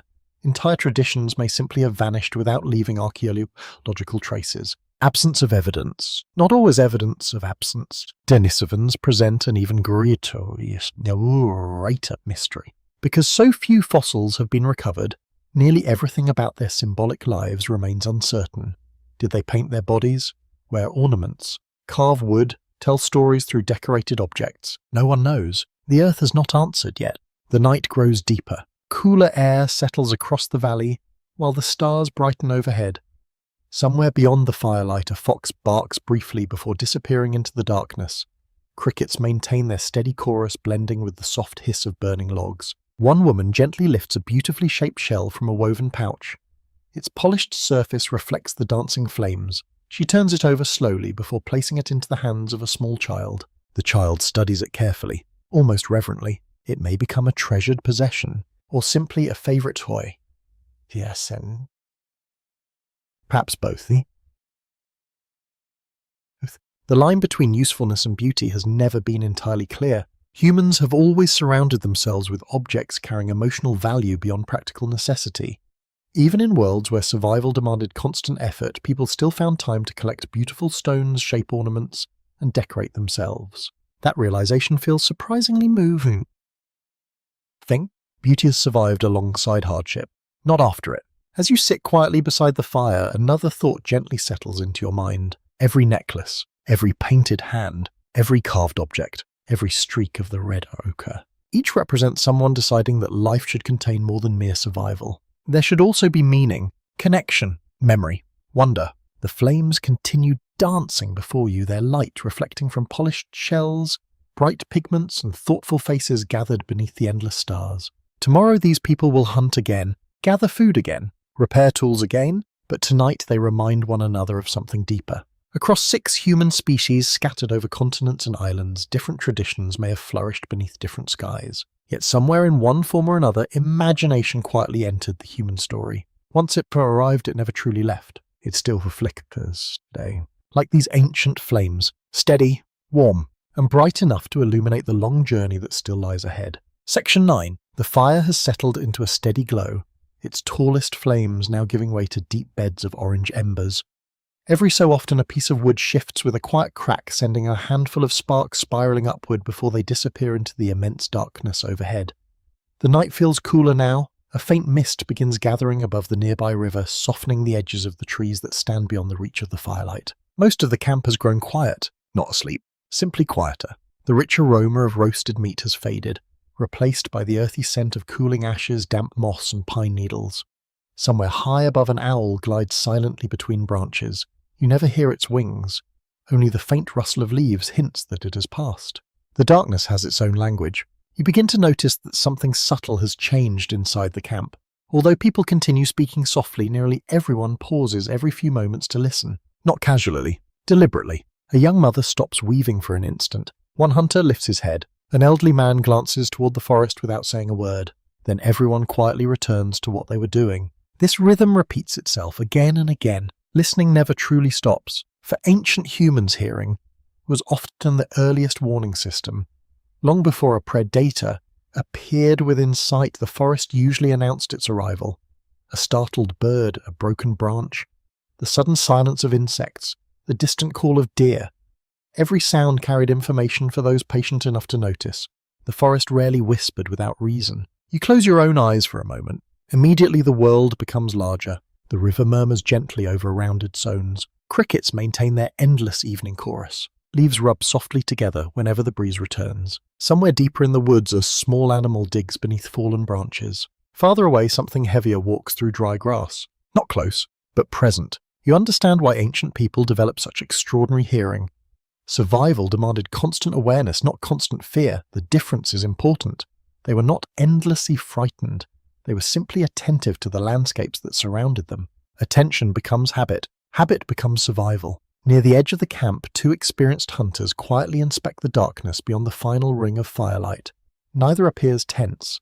Their posture remains relaxed, yet every movement suggests readiness. One points toward a patch of bushes. The other listens. After several heartbeats, both smile faintly. A hedgehog emerges. Nothing more. False alarms are welcomed. Better to investigate than ignore. Modern researchers studying contemporary hunter-gatherer societies frequently observe similar patterns. Experienced foragers often identify animals long before younger companions notice anything unusual. They distinguish individual bird calls, recognize subtle differences in hoofbeats, and even estimate the size of unseen animals from sounds alone. Practice sharpens perception. Year after year, generation after generation, a sudden chorus of frogs erupts from the marsh beside the river. Their voices overlap in dozens of different pitches, creating a surprisingly soothing background that fills the valley. Then, quite unexpectedly, they stop. All at once, silence spreads across the wetland. You feel it immediately. Several adults look toward the reeds. No one speaks. Moments later, a fox appears along the water's edge before quietly continuing downstream. The frogs begin singing again. The interruption lasted only seconds. Yet everyone noticed. Nature often reveals itself through absence as much as presence. Hunters quickly learn that unexpected silence can prove just as meaningful as unexpected sound. A forest suddenly growing quiet may indicate the arrival of a predator, a stranger, or the changing weather. The world constantly communicates, if someone is willing to listen. Across the fire, an older woman gently massages one of her ankles while watching younger family members tidy the evening meal. The joint has clearly troubled her for some time. She shifts her weight carefully whenever she stands. A teenage girl notices. Without being asked, she brings another folded hide for extra comfort. The older woman smiles warmly. No words are exchanged. And kindness often speaks softly. Archaeologists have uncovered numerous examples suggesting ancient humans cared for aging members of their communities. Neanderthal skeletons especially reveal individuals living many years with injuries, arthritis, missing teeth, and limited mobility. These discoveries continue reshaping our understanding of prehistoric society. Life was undeniably difficult, yet compassion endured. Exactly how widespread such support became remains uncertain. Some scholars caution that the fossil record represents only a tiny fraction of ancient populations. Others argue the repeated appearance of healed injuries strongly suggests consistent community care rather than isolated exceptions. Either possibility reflects resilience, not weakness. A cool wind drifts through the camp carrying the scent of distant rain, although the sky remains perfectly clear above you. Somewhere beyond the hills, perhaps many kilometers away, a storm may already be passing across another valley. The air knows first. Humans simply notice. One particularly fascinating aspect of ancient survival involves weather prediction. Without written calendars or satellite forecasts, prehistoric communities relied entirely upon careful observation. Wind direction, cloud shapes, bird migrations, insect behavior, humidity, and animal movements all offered subtle clues about changing conditions. Knowledge accumulated slowly, observation by observation. Children learned these patterns long before they understood why they mattered. Just as modern children gradually recognize familiar voices without conscious effort, ancient children learned the ordinary soundtrack of their homeland. Anything unusual stood out immediately. The familiar became a guide, far across Ice Age Europe. Neanderthals almost certainly depended upon the same careful listening. Dense forests and snowy landscapes often limited visibility, making sound especially valuable. The crack of ice beneath heavy feet, the distant rumble of moving bison, the howl of wolves carried across frozen valleys. Every season had its own voice. Denisovans scattered across enormous stretches of Asia likely developed equally impressive awareness suited to mountain winds, forest echoes, and high-altitude environments. Although direct evidence remains absent, survival in such varied landscapes would have demanded extraordinary familiarity with local sounds. The mountains speak differently. Every landscape does. You notice two small children sitting quietly beside their grandmother. Instead of telling them to remain silent, she points gently toward the dark forest. Together they listen. One child hears nothing. The other suddenly smiles. A nightjar calls. Its haunting voice rises briefly before fading once more into the darkness. The grandmother nods approvingly. Another lesson completed. No lecture, no explanation, simply shared attention. Some anthropologists suggest that the remarkable observational skills of hunter-gatherers may have shaped many aspects of human cognition itself. Pattern recognition, memory, anticipation, and cooperation all become stronger when daily life rewards careful awareness. Historians continue discussing how deeply these ancient habits influenced later human development. The precise answer remains uncertain. Yet the connection feels persuasive. The fire has burned lower now, leaving glowing coals beneath blackened logs. Their warmth still reaches you, though the surrounding night has become noticeably cooler. Above, countless stars shimmer with astonishing clarity. No moon rises tonight. The darkness feels deeper, yet not threatening, only alive. You become aware of something remarkable. Throughout the evening, no one has attempted to conquer the wilderness surrounding the camp. No walls separate people from the forest. No barriers silence nature.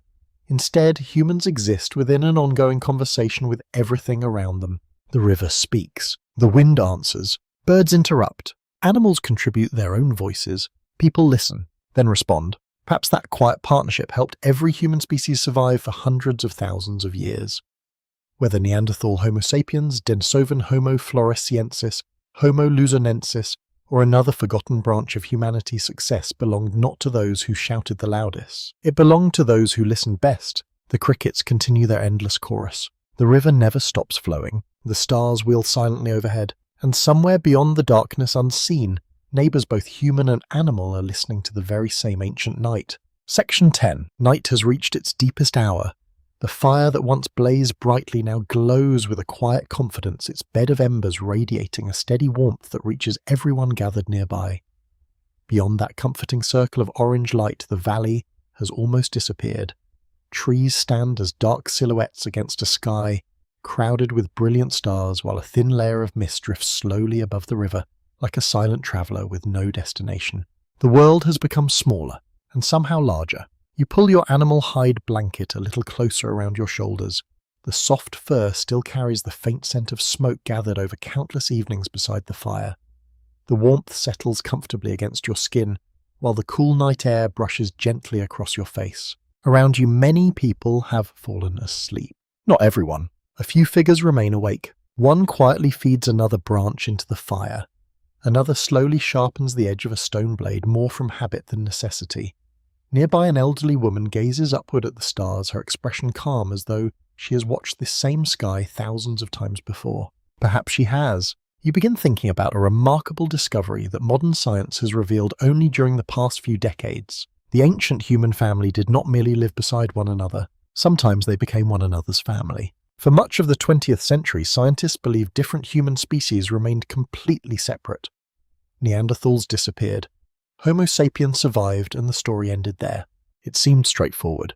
Then ancient DNA changed everything. In 2010, researchers successfully analyzed genetic material preserved inside Neanderthal bones. The results astonished the scientific world.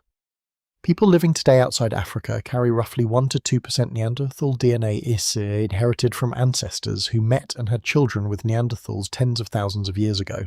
The boundary was never absolute. Human history rarely is. You look across the sleeping camp with fresh eyes. The faces illuminated by the firelight seem both familiar and unique.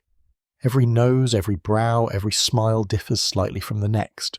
Variation surrounds you naturally. Perhaps it always has. Somewhere many thousands of years from now, a young Homo sapiens woman and a Neanderthal man may meet beside a river, or perhaps the opposite. They may belong to neighbouring communities that cautiously encounter one another after seasons of observing distant smoke rising beyond familiar valleys. No fossil records that meeting, yet their descendants quietly survive inside millions of people today. The realization feels strangely intimate. History lives beneath your skin. Scientists still debate how frequently these encounters occurred. Some researchers believe interbreeding happened only during brief periods when expanding Homo sapiens entered Neanderthal territory. Others argue the contact may have continued for thousands of years across different regions. Neither possibility changes the larger truth. The meetings happened, that much is certain. Another astonishing discovery followed only months after the Neanderthal genome was published. While studying DNA extracted from a tiny fingerbone found inside Denisova cave in Siberia, geneticists realized they were not looking at Neanderthal DNA, nor modern human DNA. It belonged to an entirely different branch of humanity, the Denisovans. Even more surprising, many people living today in East Asia, Southeast Asia, Australia, New Guinea, and parts of the Pacific inherited Denisovan genes through ancient interbreeding. Once again, the family tree became more tangled and more beautiful. You glance toward the dark forest surrounding the camp. Somewhere beyond those unseen hills, countless journeys are unfolding simultaneously. Different human groups follow rivers, cross mountain passes, and explore unfamiliar coastlines. Sometimes they avoid one another, sometimes they compete, and sometimes they simply meet. What would those first encounters have felt like? Imagine noticing unfamiliar footprints unlike any you have seen before. Imagine seeing smoke rising from an unexpected valley. Imagine hearing voices whose rhythms differ subtly from your own language. Curiosity would surely mix with caution.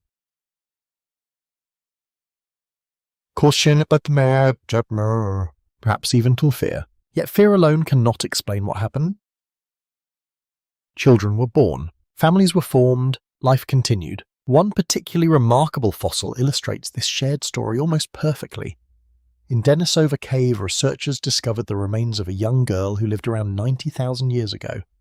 Genetic analysis revealed something extraordinary. Her mother was Neanderthal. Her father was Denisovan. She was a first-generation child of two different human species. Scientists affectionately nicknamed her Denny. Her tiny bone transformed everything. She reminds us that ancient human groups were not isolated chapters in separate books. Their stories overlapped. They touched. They influenced one another in ways only modern genetics could finally uncover. Historians continue discussing how common such unions may have been. Some argue they remained rare events occurring only along frontier regions. Others suggest opportunities for contact may have been more frequent than once imagined. The available evidence continues growing. So does our understanding. The fire crackles softly, interrupting your thoughts. One sleeping child rolls closer to a parent, unconsciously seeking warmth. The parent gently adjusts the blanket without fully waking. Small acts endure across time. Love leaves few fossils, yet its consequences can last forever. Modern genetic studies have revealed that some inherited Neanderthal genes continue influencing human biology today. Certain variants affect immune responses, helping ancient Homo sapiens adapt to unfamiliar diseases encountered outside Africa. Others appear linked to skin characteristics, metabolism, or even how some people respond to sunlight. Not every inherited gene proved beneficial. Natural selection gradually reduced many Neanderthal DNA sequences over thousands of generations. Some combinations simply work less effectively within Homo sapiens populations. Evolution remained selective. As always, Denisovan genes tell equally fascinating stories. One particular genetic variant helps modern Tibetans thrive in the thin air of the Himalayas by improving the body's response to low oxygen levels. An ancient encounter, a modern advantage, the connection spans tens of thousands of years. Far from being completely lost, these vanished human relatives continue living quietly inside millions of people who may never realize their remarkable inheritance. You listen as the river flows steadily through the darkness. Its gentle sound feels almost symbolic now. Separate streams often travel independently for many kilometers before eventually joining together. They never become exactly what they were before, nor do they lose themselves entirely. Instead, they create something new. Perhaps human history unfolded much the same way. One unusual idea occasionally appears among anthropologists. Rather than imagining ancient species as entirely separate, some scholars suggest they formed a loose network of populations that occasionally exchanged genes whenever geography allowed. Others prefer maintaining clearer boundaries between distinct species while acknowledging limited interbreeding. The discussion remains lively. The evidence continues accumulating. High above, a shooting star briefly streaks across the night sky before disappearing into darkness. No one in the camp seems to notice. Or perhaps they do. Perhaps they simply understand that some beautiful things require no explanation. The fire burns lower still. Most voices have faded into quiet breathing. Tomorrow these people will once again hunt, gather, teach and care for one another, without any awareness that their descendants will someday reshape the scientific understanding of humanity itself. They cannot know, yet you can. You carry the extraordinary privilege of seeing both their present and your future. The lesson feels surprisingly gentle. Humanity never walked a lonely path. For thousands of generations, different branches met beneath shared skies, crossed shared rivers, and left lasting gifts inside one another. The night grows deeper. The stars continue turning overhead, and within every quiet heartbeat of the ancient world lies a reminder that our family has always been larger, more complicated, and far more connected than anyone once imagined. Section 11. The fire has settled into a bed of glowing coals, their gentle orange light rising and falling with every faint breath of wind. Around the camp, most families now sleep beneath layers of carefully stitched hides. The valley itself seems wrapped in silence, interrupted only by the soft murmur of the river and the occasional chirp of insects hidden among the reeds. The night feels endless, yet it is alive. Above you, the stars wheel slowly across the sky. The familiar constellations of the modern world have not yet been named, but they already hang over the earth with quiet certainty. Somewhere beyond those distant points of light, entire galaxies continue their silent journeys, completely unaware that several different kinds of humans are sharing one small planet below. You remain awake. The cool air keeps your senses clear. A nearby hunter quietly stirs the embers with a long branch. Tiny sparks drift upward before fading into darkness. The movement reminds you that even the smallest fire needs occasional care. So does memory. Tonight, your thoughts travel eastward, far beyond these forests and rivers, toward one of the greatest mysteries in the entire human story. The Denisovans. Unlike the Neanderthals who left behind hundreds of skeletons scattered across Europe and Western Asia, the Denisovans seem almost invisible. They appear in history like faint footprints after rain, leaving just enough evidence to prove they existed, yet never enough to reveal their entire story. It almost feels impossible. How can a people remain so hidden? The mystery begins inside a cave tucked into the Altai Mountains of southern Siberia. The entrance is modest, sheltered beneath rugged cliffs that overlook thick forests and winding streams. During cold seasons, snow blankets the surrounding hills. In warmer months, grasses and wildflowers soften the rocky landscape. The cave appears ordinary. Its discoveries are anything but. In 2008, archaeologists uncovered a tiny finger bone belonging to a young girl. At first, no one suspected anything extraordinary. The fragment looked too small to reveal much about its owner. Bones often keep their secrets. This one did not. When scientists extracted ancient DNA, they expected either Neanderthal or Homo sapiens. Instead, the genetic sequence belonged to an entirely unknown branch of humanity. The result surprised everyone. A new human relative had entered the family tree. Not through a complete skeleton, not through an impressive skull, but through one tiny finger bone scarcely larger than a child's thumb. History sometimes whispers, rather than announces itself. As you imagine that ancient cave, the air around you almost seems colder. You picture generations of people seeking shelter beneath its stone ceiling, while snowstorms sweep across the mountains outside. Fires glow near the entrance. Animal hides dry beside the walls. Children fall asleep listening to the winter winds echo through narrow passages. Some of those children were Denisovans. One of them may even have owned that remarkable finger bone.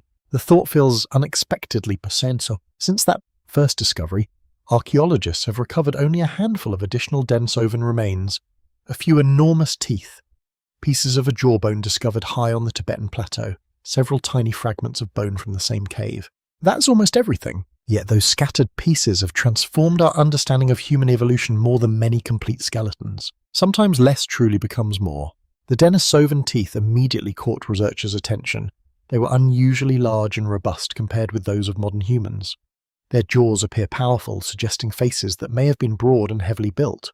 Beyond that certainty fades. Modern technology, however, has opened remarkable new possibilities.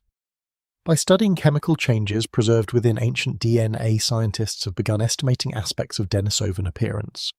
These reconstructions suggest broad faces, wide skulls, and sturdy bodies adapted to demanding environments. They remain educated estimates, not portraits. Historians continue debating exactly how Denisovans looked.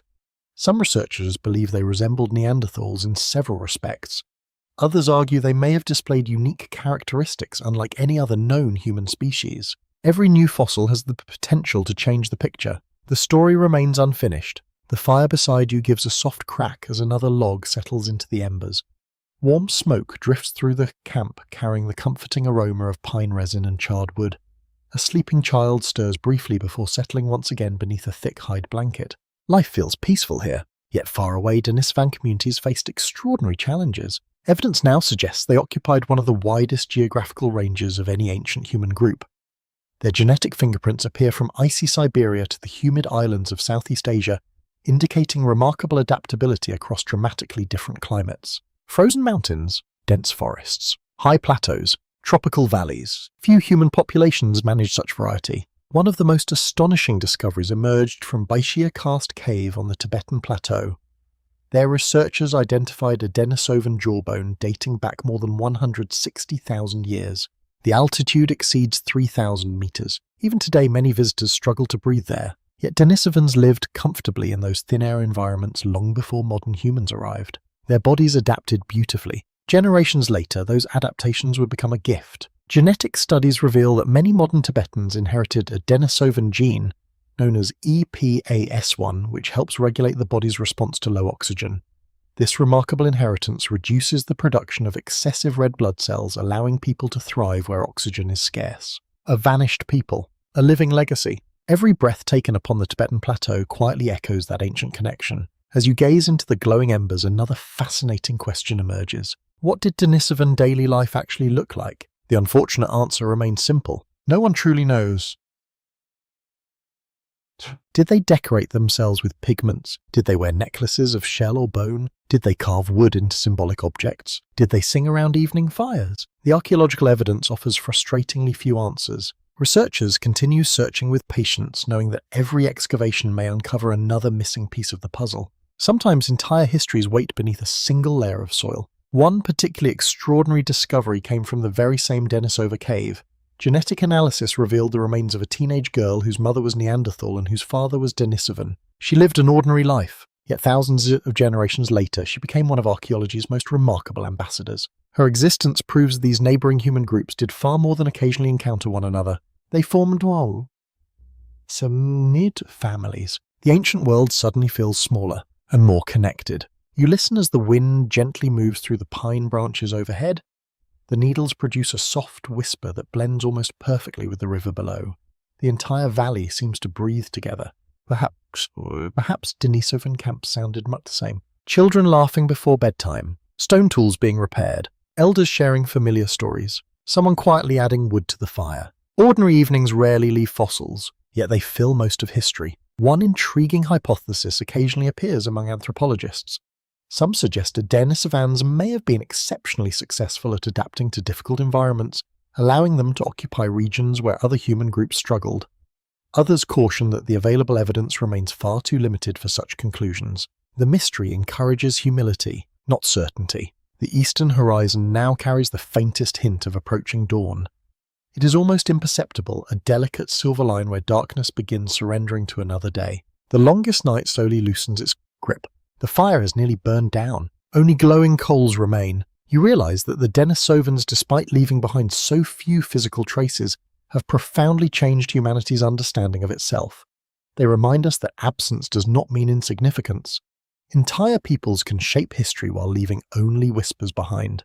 A finger bone, a jaw, several teeth, a handful of genes carried forward into the present. From such fragile fragments, an entire branch of humanity quietly steps back into the light. And somewhere beyond the mountains, as dawn approaches another ancient morning, the descendants of those forgotten people continue living inside millions who will never know the remarkable story carried within their own cells. Section 12. The eastern horizon has begun to soften.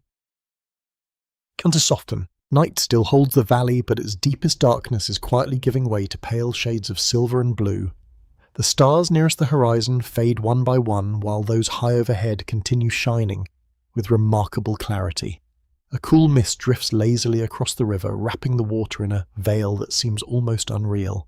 The fire has become a bed of glowing coals. Their warmth remains, their flames have disappeared. Around you the camp sleeps peacefully. Gentle breathing rises from beneath layered animal hides. Every so often someone shifts position, or quietly adds another piece of wood to the embers before settling down once again. This is the calmest hour. The world feels suspended. As you sit beside the fading fire, your thoughts travel far away from the mountains of Siberia and toward a chain of tropical islands scattered across warm blue seas. The air changes immediately in your imagination. Cool pine forests disappear. Dense jungle replaces them. The smell of wet earth gives way to humid air filled with flowering plants, salt carried inland by ocean breezes, and the rich scent of rain-soaked leaves. Birds with brilliant feathers flash through the forest canopy, while insects hum beneath enormous ferns. This is Flores, a place unlike anywhere else. Here another remarkable branch of humanity quietly survives. Today we know them as Homo floresiensis. Their discovery surprised the scientific world almost as much as the Denisovans. Until the early 21st century, few researchers imagined that such a distinctive human population could have survived on an isolated island until surprisingly recent times. Then archaeologists entered Liangbur Cave. Everything changed. In 2003, excavators uncovered the remarkably complete skeleton of a small adult female. She stood only about 1 meter tall, roughly the height of a modern 4-year-old child. Yet her bones clearly belonged to a fully grown adult. The discovery seemed unbelievable. Some initially questioned whether illness had affected a modern human skeleton. Others proposed entirely different explanations. The debate became intense. As additional fossils emerged and careful analysis continued, the evidence increasingly supported a remarkable conclusion. These little people represented their own human species, not children, not individuals suffering unusual medical conditions, a distinct branch of humanity. You imagine walking through the forests of Flores as dawn slowly approaches. The jungle feels alive even before sunrise. Moisture clings to broad leaves. Tree frogs call from hidden pools. Bright flowers release sweet fragrances into the warm air while unseen birds prepare for another day. The landscape itself feels generous, yet demanding. Island life always presents unusual challenges. Resources are limited. Large migrations become difficult. Isolation shapes every generation.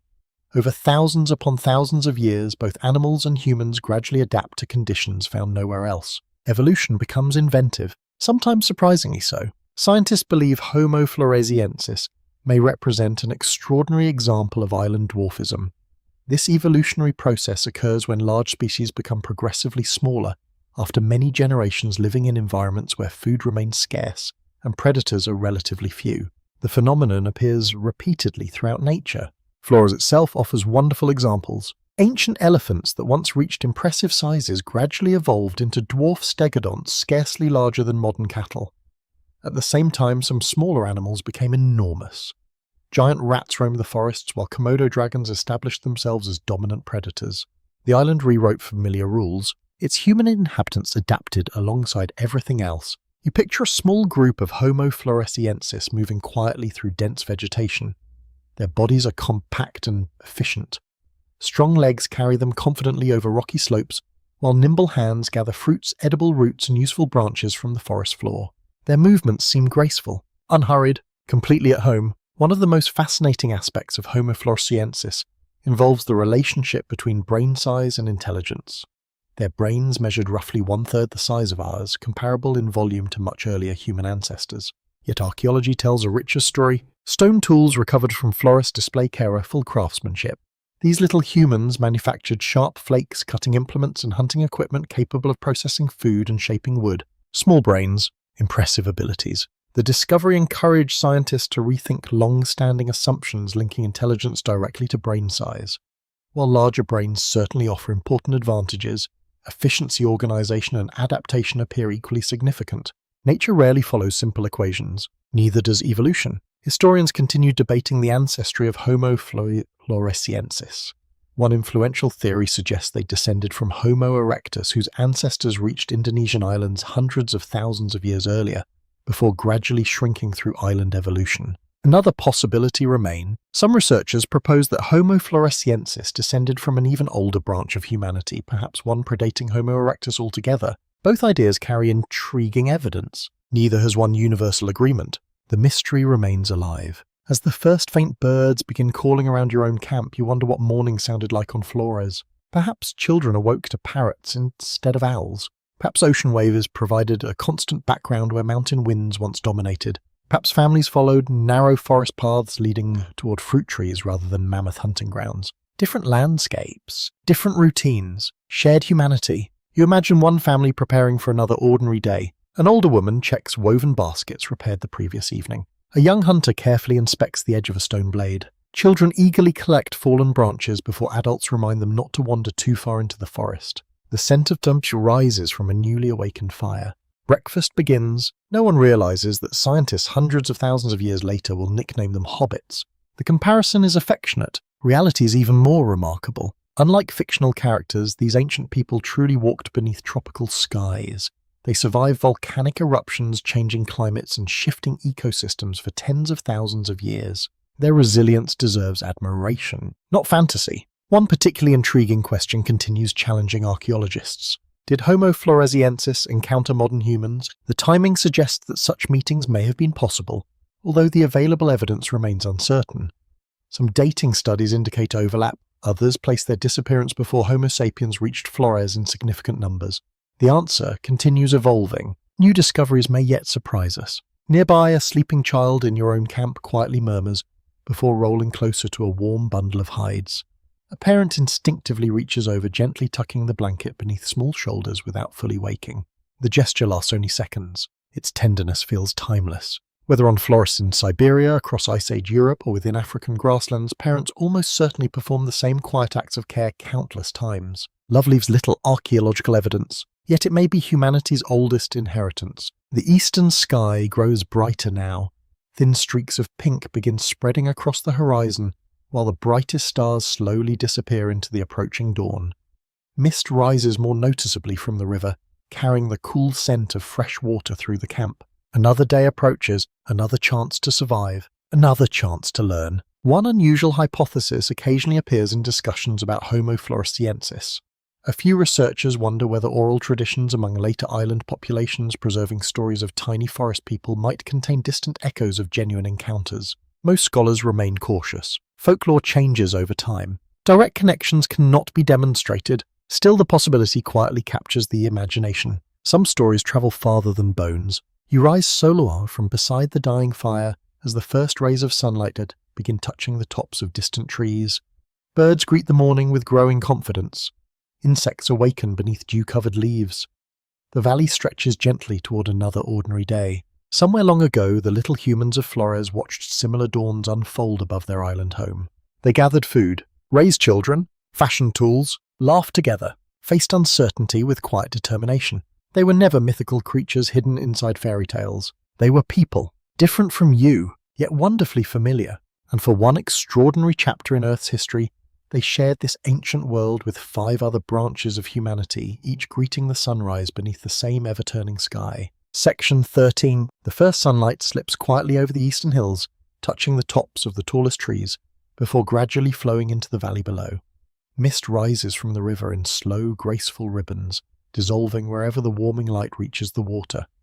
The cool air carries the scent of damp moss, fresh earth, and wood smoke rekindled from last night's glowing embers. Morning begins again. The camp slowly awakens. Someone gently feeds dry branches into the fire. Another stretches tired muscles after a long night's rest. Children emerge from beneath warm hides, rubbing sleepy eyes, while watching the adults begin another familiar routine. The world feels peaceful, yet you know this calm landscape has never remained unchanged for very long. Over thousands of generations, the Earth itself continually reshaped the lives of every human species. Mountains rose, coastlines shifted, forests expanded then retreated. Glaciers advanced across entire continents before slowly melting away once again. The planet never stood still. Neither could its people. You leave the waking camp behind and begin climbing a gentle hillside overlooking the broad valley. Dew clings to the grasses, soaking your ankles with every careful step. Small birds dart between bushes searching for insects awakened by the first warmth of the day. The air smells wonderfully fresh. It also reminds you that every environment demands different solutions. Across the ancient world, 6 human species adapted not only to different landscapes, but also to dramatically different climates. Their bodies gradually reflected the places they called home. Evolution became a quiet sculptor, working patiently through countless generations. You pause on a rocky outcrop where sunlight now warms the stone beneath your hands. From here, the valley stretches toward distant forests fading into blue mountains. It feels easy to imagine countless human communities scattered beyond every horizon. No two experience exactly the same world. The Neanderthals of Ice Age Europe offer one of evolution's clearest examples of environmental adaptation. Their bodies became shorter and broader than those of modern Homo sapiens. Thick chests housed powerful lungs. Strong limbs supported extraordinary muscle mass.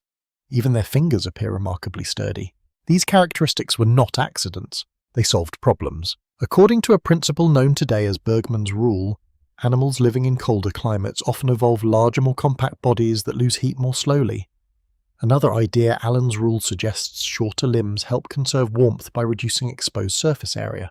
Neanderthals fit these patterns remarkably well. The cold shaped them, generation after generation. You picture one of those frozen European valleys once again. Snow crunches beneath heavy footsteps. Breath hangs in the air like pale clouds. Children wrapped in thick animal hides hurry between shelters while adults tend carefully maintained fires. Their world feels demanding, yet perfectly familiar to them. Meanwhile, far across Africa, Homo sapiens encounter very different challenges. The sun rises over open grasslands, river systems, dense forests, and coastal shores. Instead of specializing for one climate, these populations gradually become masters of flexibility. Longer limbs help release body heat. Lighter skeletons reduce energy demands. Communities learn to adjust their behavior as much as their bodies. Adaptation becomes cultural, as well as biological. This remarkable flexibility eventually allows Homo sapiens to occupy deserts, rainforests, mountains, islands, and Arctic tundra. Not immediately, slowly, one careful journey at a time. You continue along the hillside until a warm breeze brushes gently across your face. It carries the sweet fragrance of flowering shrubs mixed with the sharper scent of pine resin warming beneath the morning sun. The changing air reminds you of another extraordinary landscape, the Tibetan Plateau. There Denisovans survived where oxygen itself becomes bloats. Standing more than 4,000 meters above sea level, much of the plateau challenges anyone unfamiliar with its thin atmosphere.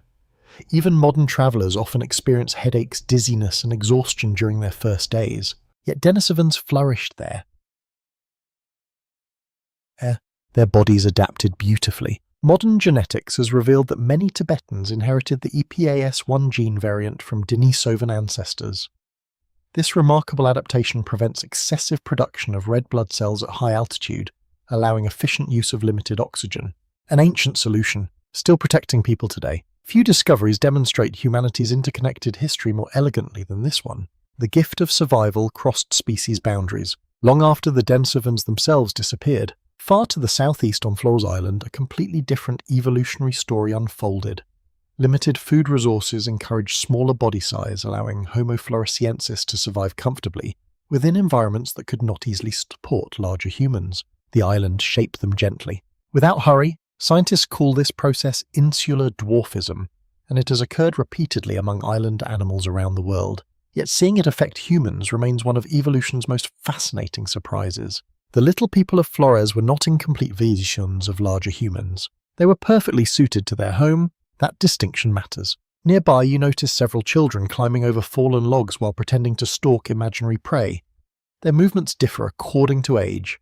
The smallest wobble slightly before finding balance. Older children move with growing confidence, already practicing skills that adulthood will demand. Learning begins early. Nature allows little delay. Anthropologists often emphasize that childhood itself became unusually important during human evolution. Compared with many other animals, humans spend remarkably long periods growing, learning, and developing before reaching adulthood.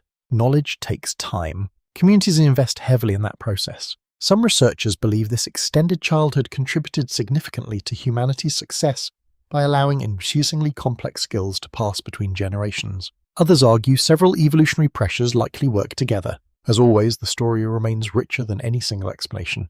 The debate continues. One particularly curious feature of human adaptation involves noses. It may seem like an unusual detail, yet climate influences them remarkably well. Neanderthals possessed broad projecting noses that likely helped warm and humidify icy air before it reached sensitive lung tissue. Modern populations living in different climates display considerable variation as well, reflecting long-term environmental influences combined with genetic diversity. Even breathing carries history. The body remembers places. As the morning grows warmer, insects begin humming among wildflowers scattered across the hillside. Butterflies drift lazily between blossoms while bees disappear into bright patches of yellow and purple. The landscape appears gentle, yet it never stops changing. Throughout the Pleistocene, enormous climate cycles repeatedly transformed entire continents. Ice sheets advanced southward before retreating again. Sea levels rose and fell by more than 100 meters. Land bridges appeared, then vanished beneath returning oceans. Communities adapted, or moved, sometimes both. Historians continue debating exactly how strongly these changing climates influenced the disappearance of various human species. Some emphasize environmental instability as the primary factor. Others argue competition, population size, disease, and simple chance all contributed together. There may never be one complete answer. Complex histories rarely offer one. You pause beneath a broad oak tree overlooking the valley. The camp below has fully awakened now. Thin columns of smoke rise peacefully into the clear blue sky while hunters prepare for another day's journey. Children chase one another between shelters, their laughter carried faintly upward by the morning breeze. Nothing about them suggests they are participants in one of history's greatest evolutionary stories. They are simply living, one ordinary day at a time. Perhaps that is the most beautiful lesson of all. Evolution does not happen through dramatic moments alone. It unfolds through countless ordinary mornings. Parents feeding children, families repairing shelters, communities adapting to another changing season, generation after generation, without ever realizing they are slowly becoming something new. The sun climbs steadily higher.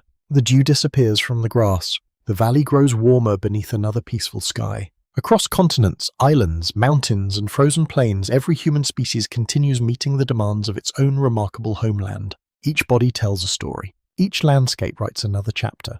Together they reveal a truth both simple and profound. Humanity has never been shaped all by one place. It has always been shaped by the extraordinary diversity of the earth itself. Section 14. By late morning, the valley has settled into the gentle rhythm of another ordinary day. The cool mist has long since vanished beneath the growing warmth of the sun. Light filters through the branches in bright patches dancing across moss-covered stones and narrow footpaths worn smooth by countless generations. Bees drift lazily among wildflowers, while the steady murmur of the nearby river provides a quiet soundtrack that never seems to end. The camp is busy again, but not hurried. Children gather fallen branches for future fires. Hunters disappear along familiar game trails. Others remain behind, repairing baskets, scraping hides, or collecting edible plants from the edge of the forest. Every task feels familiar. Every movement carries memory. You begin walking toward a large fallen cedar lying beside the riverbank. Its trunk has weathered into a comfortable seat, polished smooth by years of use. Judging from the footprints surrounding it, people often gather here when the day's hardest work has ended. You can almost imagine tonight already, the fire glowing softly, faces illuminated by dancing light, voices rising and falling beneath the stars, stories beginning. Long before books preserved history, Long before writing transformed memory into permanent records, stories became humanity's greatest library. Every lesson, every warning, every triumph, and every mystery could travel safely inside a carefully told tale. The storyteller became an archive. The listeners became living pages. You sit quietly beneath the cedar and allow your thoughts to wander toward the coming evening. What kinds of stories might these ancient people have shared? No one can answer with certainty. Yet archaeology offers gentle hints. Across cultures throughout the modern world, hunter-gatherer societies often use storytelling for far more than entertainment. Stories preserve migration routes, explain seasonal changes, teach children about dangerous animals, strengthen family bonds, and remind communities of those who came before. Knowledge wrapped itself in imagination, making it easier to remember. Perhaps an elder begins tonight's tale by pointing toward a distant mountain whose outline dominates the western horizon. Rather than describing it merely as a hill of stone, the story transforms it into the resting place of a great ancestor who watches over the valley. The children listen carefully. They will remember the mountain and the path beside it. Stories make landscapes unforgettable. Modern cognitive scientists have observed that information presented through narrative is often remembered more effectively than isolated facts. Long before anyone understood the biology of memory, ancient communities may have discovered this truth through simple experience. A lesson inside a story survives. A list often fades. Nearby, two young children carefully arrange smooth stones into a rough circle while pretending each pebble represents a different animal. Their game gradually becomes more elaborate as imaginary hunters appear, rivers change direction, and unexpected storms threaten tiny villages built from twigs. Play becomes storytelling. Storytelling becomes learning. The boundary between imagination and education has probably always been wonderfully thin. Across the ancient world, Neanderthals may also have gathered around evening fires after demanding days of hunting. Although direct evidence of spoken stories can never survive in the archaeological record, several discoveries hint at symbolic thinking and shared traditions. Pigments, decorated objects, possible burials. These clues suggest minds capable of creating meaning beyond immediate survival. Exactly how rich those traditions became remains uncertain. Some scholars argue Neanderthal symbolic behavior closely resembled that of early Homo sapiens. Others believe meaningful differences probably existed in complexity or frequency. The evidence remains incomplete. The possibilities remain wide. You continue walking beside the river until you reach a shallow crossing where smooth stones break the surface of the gently flowing water. Small fish dart between patches of sunlight while dragonflies skim gracefully overhead. The place feels peaceful. You imagine an elder bringing children here. Rather than simply saying, "cross carefully," perhaps the lesson arrives through a familiar tale about a careless youngster who ignored the river's moods and learned an unforgettable lesson after slipping into the current. Whether the story happened exactly as told becomes almost irrelevant. Its wisdom survives. That is what matters. One fascinating idea occasionally proposed by anthropologists suggests that storytelling may have provided an important evolutionary advantage. Communities capable of preserving practical knowledge through memorable narratives could pass valuable information across generations with remarkable accuracy. Dangerous plants, reliable water sources, seasonal migrations, safe mountain passes, all become easier to remember when woven into compelling stories. Historians continue debating exactly how early complex oral traditions developed. Language itself leaves no fossils, making certainty impossible. Yet the remarkable continuity of storytelling among modern hunter-gatherer societies encourages many researchers to believe such traditions extend deep into prehistory, far deeper than writing, perhaps as old as humanity itself. Far away on Flores Island, Homo floresiensis may have ended their days around small fires beneath towering tropical trees. Did they tell stories of giant lizards moving silently through the forest, of volcanic mountains breathing smoke into the sky, of mysterious ancestors crossing dangerous seas? No evidence answers these questions. Still, it feels difficult to imagine families gathering night after night without sharing memories, warnings, or amusing adventures. Conversation is deeply human. So is curiosity. The same uncertainty surrounds the Denisovans. Their voices have vanished completely, leaving only scattered bones and extraordinary DNA. Yet behind every fossil almost certainly stood people who laughed, teased one another, comforted frightened children, and recalled familiar events from seasons long past. History preserves their bones, not their jokes. Perhaps that is one of archaeology's greatest losses. The sun climbs higher overhead, warming the cedar log where you now rest. The bark carries a pleasant woody aroma released by the growing heat. Nearby, several women gather edible herbs while quietly talking among themselves. Their expressions shift from thoughtful concentration to warm smiles before gentle laughter spreads through the group. Laughter needs no translation. It crosses every language. Some researchers have even suggested that humour may have strengthened cooperation within early human communities by easing tension and reinforcing social bonds. While impossible to prove directly, the idea feels surprisingly reasonable. People who laugh together often work together. The connection remains timeless. A young boy suddenly runs toward the river, proudly holding a carved stick shaped roughly like a deer. It is hardly a masterpiece. One leg appears much shorter than the others. He loves it anyway. His grandfather examines the carving with exaggerated seriousness before nodding with obvious approval. The boy beams. Encouragement becomes another story. One remembered for years. You realize that many stories never involved mythical heroes or distant ancestors at all. Some were probably about yesterday's successful hunt. Others recalled a child's first fish or an elder's amusing mistake while gathering berries. Ordinary moments deserve remembering too, perhaps especially though. The afternoon breeze begins stirring the branches overhead once again. Sunlight flickers across the moving leaves, creating shifting patterns upon the forest floor. Somewhere deeper in the woods, a woodpecker resumes its steady tapping, while squirrels chase one another along fallen logs.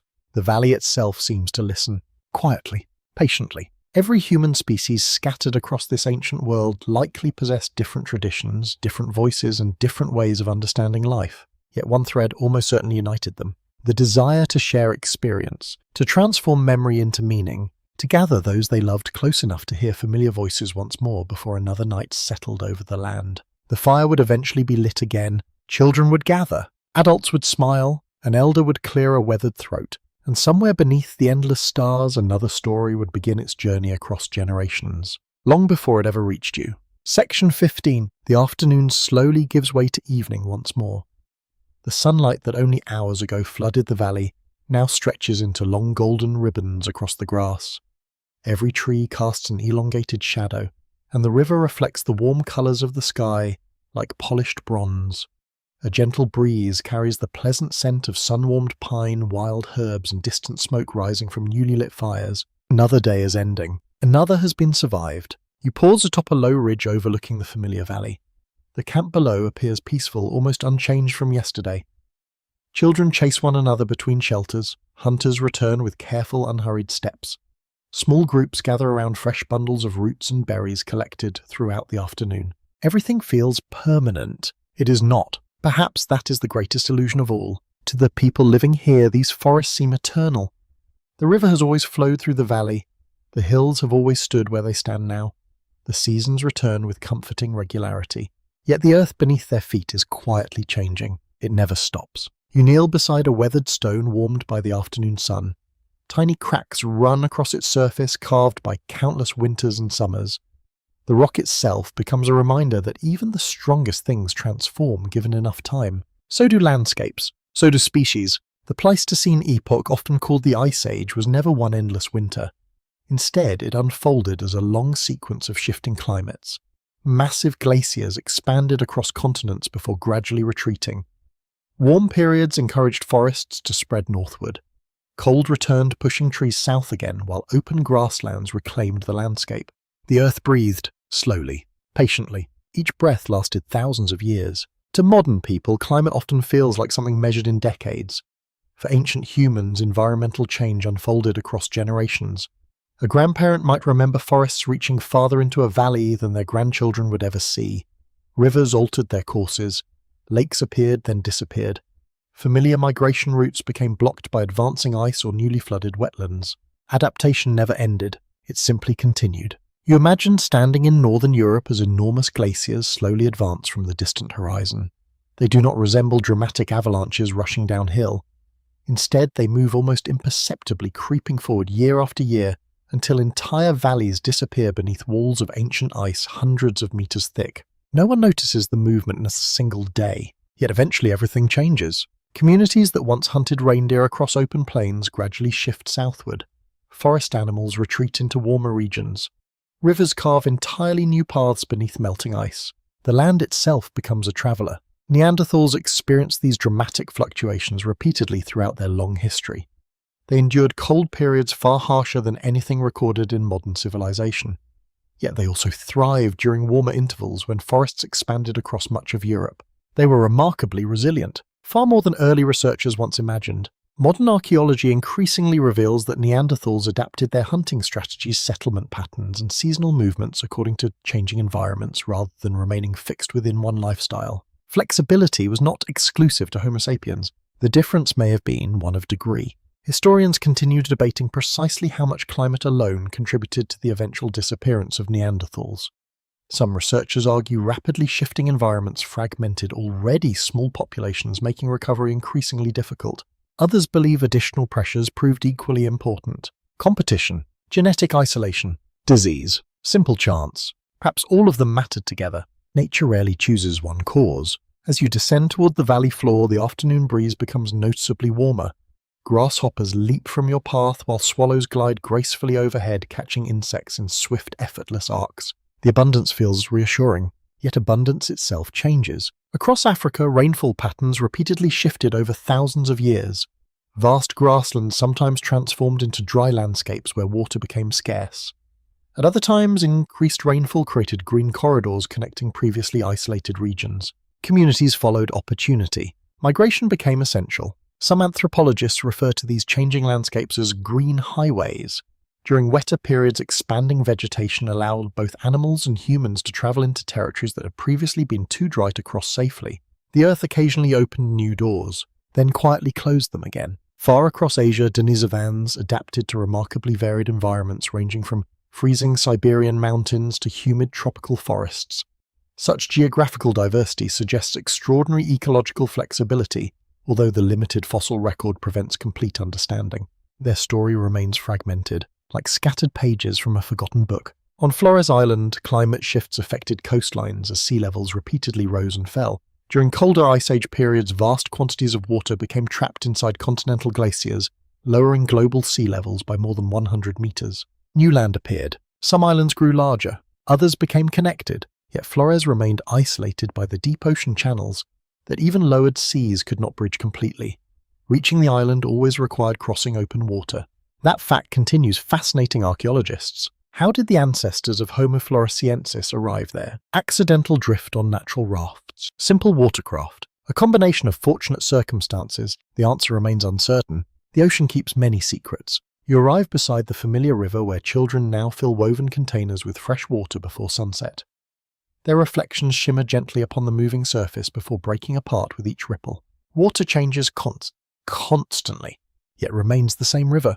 Perhaps humanity resembles it more than we realize. Genes flow between populations, communities separate, others reunite, cultures evolve, landscapes transform. Still an invisible continuity remains. Nearby, one elderly hunter studies the western sky with quiet concentration. Thin streaks of cloud have begun stretching across the horizon. He notices something. Soon several others glance upward as well. Without discussion, a few shelters receive additional reinforcement using extra branches and hides. Perhaps rain approaches, perhaps stronger winds. The community prepares calmly. Observation has become instinct. Scientists studying pollen preserved in ancient lake sediments have reconstructed remarkable details about prehistoric climates. Tiny grains trapped beneath mud reveal forests expanding and retreating across thousands of years. Ice cores drilled from Greenland and Antarctica preserve bubbles of ancient atmosphere, allowing researchers to estimate temperatures reaching back hundreds of thousands of years. The Earth remembers, in surprising ways. One particularly intriguing idea occasionally appears in discussions of human evolution. Some scholars suggest that repeated climate instability favored populations capable of innovation and cooperation. Others caution against giving climate too much credit, emphasizing the importance of culture, technology, and demographic change. The debate remains lively. The evidence continues growing. As evening approaches, golden sunlight gradually softens into rich amber. Smoke rises peacefully from scattered campfires while birds begin their final songs before nightfall. The familiar valley feels as welcoming as ever. Yet now you see it differently. Every tree stands here because previous seasons allowed it to grow. Every animal follows ancient migrations shaped by changing weather. Every human community adapts sometimes without realizing it to forces unfolding across centuries. Nothing remains fixed, not even the ground beneath history. The first cool breeze of evening brushes gently across your face. It carries the scent of approaching rain somewhere beyond the distant hills. Perhaps tomorrow the weather will change. Perhaps not. Either way, these people will observe. adapt, continue. That quiet resilience becomes one of humanity's greatest inheritances. Not the ability to stop change, but the wisdom to move with it. As the sun slowly disappears beyond the western horizon, another day closes across a world still shared by many kinds of humans. They cannot see the immense climatic tides carrying them toward an uncertain future, but you can. And as darkness gently settles over the valley once again, you realize that the greatest force shaping humanity has often been neither strength nor intelligence alone. It has been the patient conversation between people and a planet that never stopped changing. Section 16. Morning arrives beneath a sky washed clean by the light rain that passed quietly through the valley during the night. Tiny drops still cling to pine needles, catching the first rays of sunlight like scattered pieces of crystal. The air feels wonderfully fresh. Every breath carries the rich scent of wet earth moss and newly awakened forests. Birds greet the day with unusual enthusiasm, their songs echoing between the hills while the river flows a little faster than yesterday. Everything appears renewed. Life continues, and yet as you stand overlooking the familiar camp, a quiet realization settles into your thoughts. Not everything that lives continues forever. For hundreds of thousands of years, several human species shared this planet. They crossed rivers, climbed mountains, raised children, and watched countless dawns unfold beneath the same sky. Today only one remains. How did that happen? The question has fascinated scientists for generations. The answer, however, refuses to become simple. You begin walking along a narrow trail following the river upstream. Fresh footprints mark the damp soil beside the water. Some belong to deer that visited before sunrise. Others belong to children who wandered down to fill woven containers with fresh water.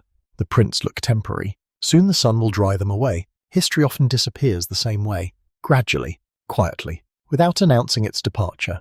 One of the greatest misconceptions about human evolution is the idea that ancient species suddenly vanished in dramatic moments, replaced almost overnight by something new. Reality appears far gentler and far more complicated. Extinction rarely arrives like lightning. More often it resembles a candle slowly burning lower, generation after generation. One fewer family, one fewer village, one fewer valley where familiar voices are heard. Eventually silence remains. You pause beside a large oak whose roots reach deep into the riverbank. Some branches are healthy and green. Others have died, their bare limbs reaching silently toward the sky. The tree itself becomes a lesson. Not every branch survives. The trunk continues growing. Around 40,000 years ago, Neanderthals disappear from the archaeological record. For centuries, researchers searched for one dramatic explanation. Did Homo sapiens conquer them through superior intelligence? Did violent conflict erase them? Did a catastrophic climate event overwhelm their communities? The truth appears far less dramatic, and far more human. Most scholars now believe no single event explains their disappearance. Instead, several pressures likely acted together across thousands of years. Small populations, changing climates, competition for resources, interbreeding, disease, simple bad luck. Each factor alone may not have been overwhelming. Together they became increasingly difficult to overcome. Imagine living within a community of only a few hundred individuals scattered across enormous landscapes. Every harsh winter reduces numbers slightly. Every failed hunting season weakens families. Every epidemic reaches people with limited opportunities to recover through immigration. Small losses accumulate, year after year. Eventually recovery becomes impossible. Modern population genetics suggests that many Neanderthal groups were surprisingly small and isolated. Limited contact between distant communities may have reduced genetic diversity, making adaptation to rapidly changing conditions more difficult. Isolation carries hidden costs, especially across long periods. You continue following the river until it widens into a shallow marsh filled with reeds, swaying gently in the morning breeze. Water birds move carefully through the shallows while dragonflies hover above the surface. The landscape feels full of life, yet landscapes change too. During the final stages of the Ice Age, forests expanded into some regions, while open grasslands shrank. Animals that Neanderthals had hunted successfully for countless generations gradually altered their migration routes or declined in local abundance. Successful strategies became less reliable. Communities had to adjust. Many undoubtedly did. Others perhaps could not adapt quickly enough. Historians still debate exactly how flexible Neanderthal societies proved during these environmental transitions. Evidence increasingly suggests they experimented with varied diets, hunted different prey, and occupied diverse habitats. They were adaptable, perhaps not adaptable enough, or perhaps simply outnumbered. One intriguing possibility involves mathematics rather than biology. Even if Homo sapiens and Neanderthals possessed nearly identical survival skills, A larger overall population of Homo sapiens could gradually expand while smaller Neanderthal communities slowly disappeared through ordinary demographic chance. Sometimes numbers matter, more than dramatic advantages. The camp behind you grows busier as smoke begins rising from morning fires. The familiar sounds of daily life drift gently across the valley. Children laughing, stone striking stone, voices greeting another day. You cannot help wondering how many Neanderthal mornings unfolded exactly like this before the final generation quietly passed from history. No one would have known. They were the last. Far away, another mystery unfolds. The Denisovans also disappear, although the details remain even more uncertain because their fossil record is so limited. Their genetic legacy survives inside millions of people, yet their communities themselves gradually vanish. Did they merge into expanding Homo sapiens populations? Did climate reshape their habitats? Did isolated groups simply become too small to endure? No complete answer exists, only careful possibilities. The little humans of Flores eventually disappear as well. Some dating studies suggest volcanic eruptions altered island ecosystems around the same period their fossils cease appearing. Others argue environmental changes unfolded more gradually. The timing remains debated. The mystery remains alive. On Luzon, Homo luzonensis also fades from the archaeological record, leaving behind only fragments of bone and countless unanswered questions. Each disappearance differs slightly. No universal pattern emerges. Perhaps that itself is the lesson. Extinction does not always follow one script. Sometimes competition matters most, sometimes climate, sometimes geography, sometimes a combination too complex to fully reconstruct. As the sun climbs higher, warm light begins drying yesterday's rain from the leaves overhead. Tiny drops fall occasionally onto the forest floor with soft, almost musical taps. Nature continues beautifully. Without pause, one fascinating realization has emerged from recent archaeological research. The disappearance of one human species did not necessarily feel dramatic to neighboring communities. Imagine a valley where familiar visitors stop arriving after several winters. Perhaps another hunting territory grows unusually quiet. Perhaps distant smoke no longer appears beyond the hills. The change unfolds slowly, almost invisibly. Only centuries later would anyone recognize that an entire branch of humanity had vanished forever. History often whispers, it rarely announces endings. A young boy runs past you carrying several straight branches nearly twice his height. He struggles briefly before an older sister quietly takes one end, helping him balance the load. They continue together. Without complaint, watching them, you think about another possibility. Perhaps some Neanderthal communities never truly disappeared at all. Instead, they became absorbed into expanding Homo sapiens populations through generations of intermarriage. Their cultures faded, their genes endured. Modern DNA certainly suggests that at least part of their story continues inside us. Not everything vanished. Some things transformed. Anthropologists occasionally describe extinction as a spectrum rather than a single event. At one end lies complete disappearance. At the other lies gradual absorption into larger populations. Human history appears to contain examples of both. The exact balance remains uncertain. The conversation continues. As it should. You return toward the camp as the morning matures into another beautiful day. The familiar valley appears almost identical to yesterday. That illusion returns once more. Nothing has changed, except everything always is. Species emerge. Species adapt. Species disappear. The process unfolds so slowly that those living through it almost never notice. The final Neanderthal child probably laughed while chasing butterflies. The last Denisovan family likely gathered around an evening fire. The final little humans of Flores almost certainly greeted another sunrise, believing tomorrow would resemble today.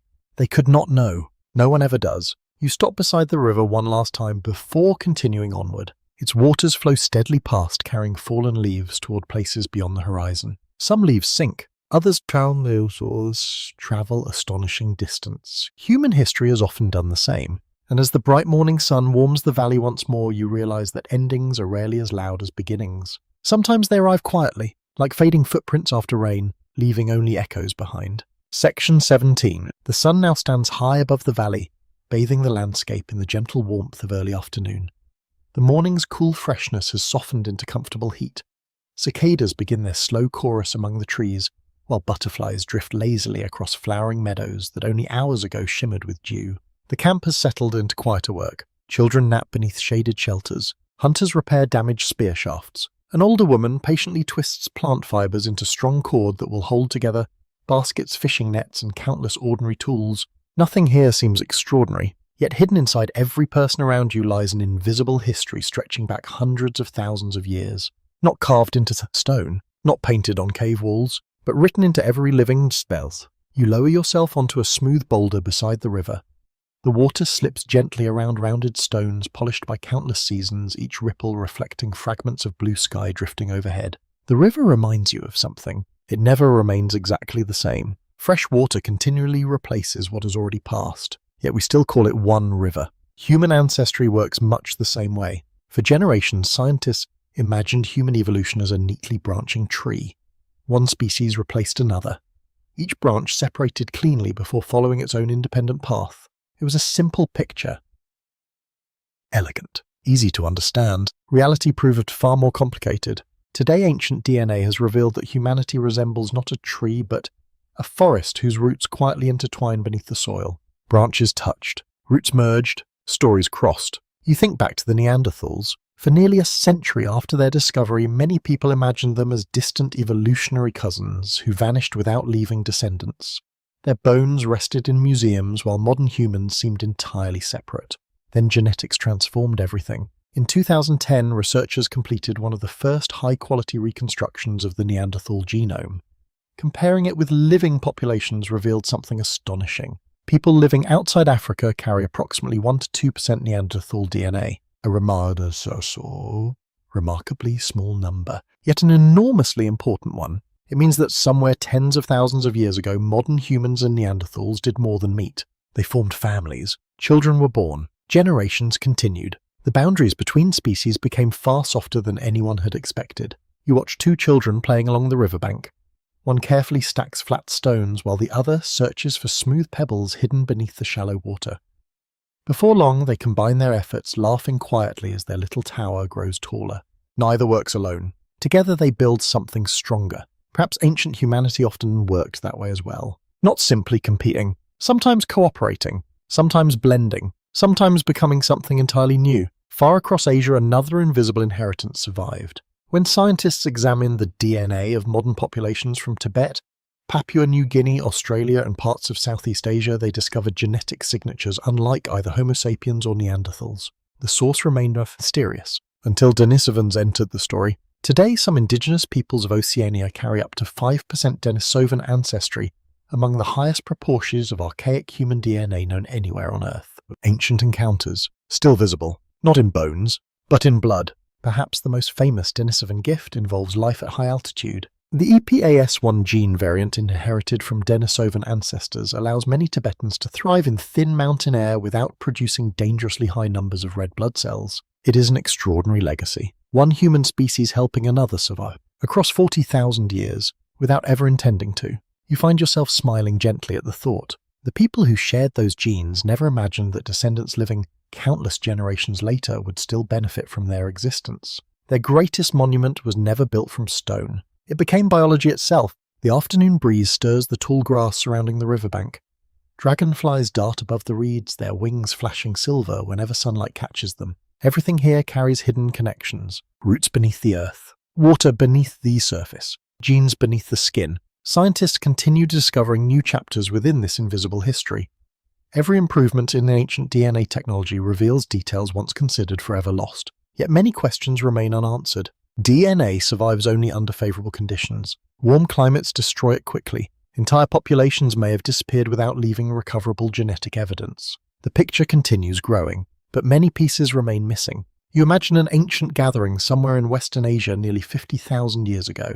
Several families arrive from different valleys. Some have traveled for weeks. Children stare curiously at unfamiliar faces. Adults exchange gifts. Meals are shared. Stories fill the evening. Friendships begin. Perhaps love begins too. No one knows that descendants born from such meetings will carry pieces of several human lineages into the distant future. History often changes quietly, one family at a time. Nearby, an elderly craftsman carefully repairs a cracked spear point. Rather than discarding the damaged tool, he patiently reshapes its edge until it becomes useful once again. Very little is wasted. Neither was ancestry. Genes passed between populations much as knowledge passed through stories. Some proved helpful. Others disappeared naturally over time. Evolution quietly sorted them across thousands of generations. One fascinating discovery surprised researchers studying Neanderthal DNA. Some inherited genes continue influencing modern people today. Certain variants appear connected to immune responses, helping early Homo sapiens confront unfamiliar diseases after entering Eurasia. Others influence skin characteristics, metabolism, or even sensitivity to pain. Not every inherited gene remains beneficial under modern conditions. Some may increase susceptibility to allergies or autoimmune disorders. Evolution never designs perfection. It simply favors what works well enough in a particular environment. Conditions change. So do advantages. The conversation between genes and landscapes never truly ends. Far overhead, a hawk circles lazily on rising currents of warm air. Its shadow glides silently across the meadow before disappearing among the trees. You follow it with your eyes until it vanishes completely. Some traces disappear quickly, others linger for astonishing lengths of time. Every person alive today carries within their genome a remarkable historical document, although no two copies are exactly alike. Most of it comes from generations of Homo sapiens stretching back through Africa.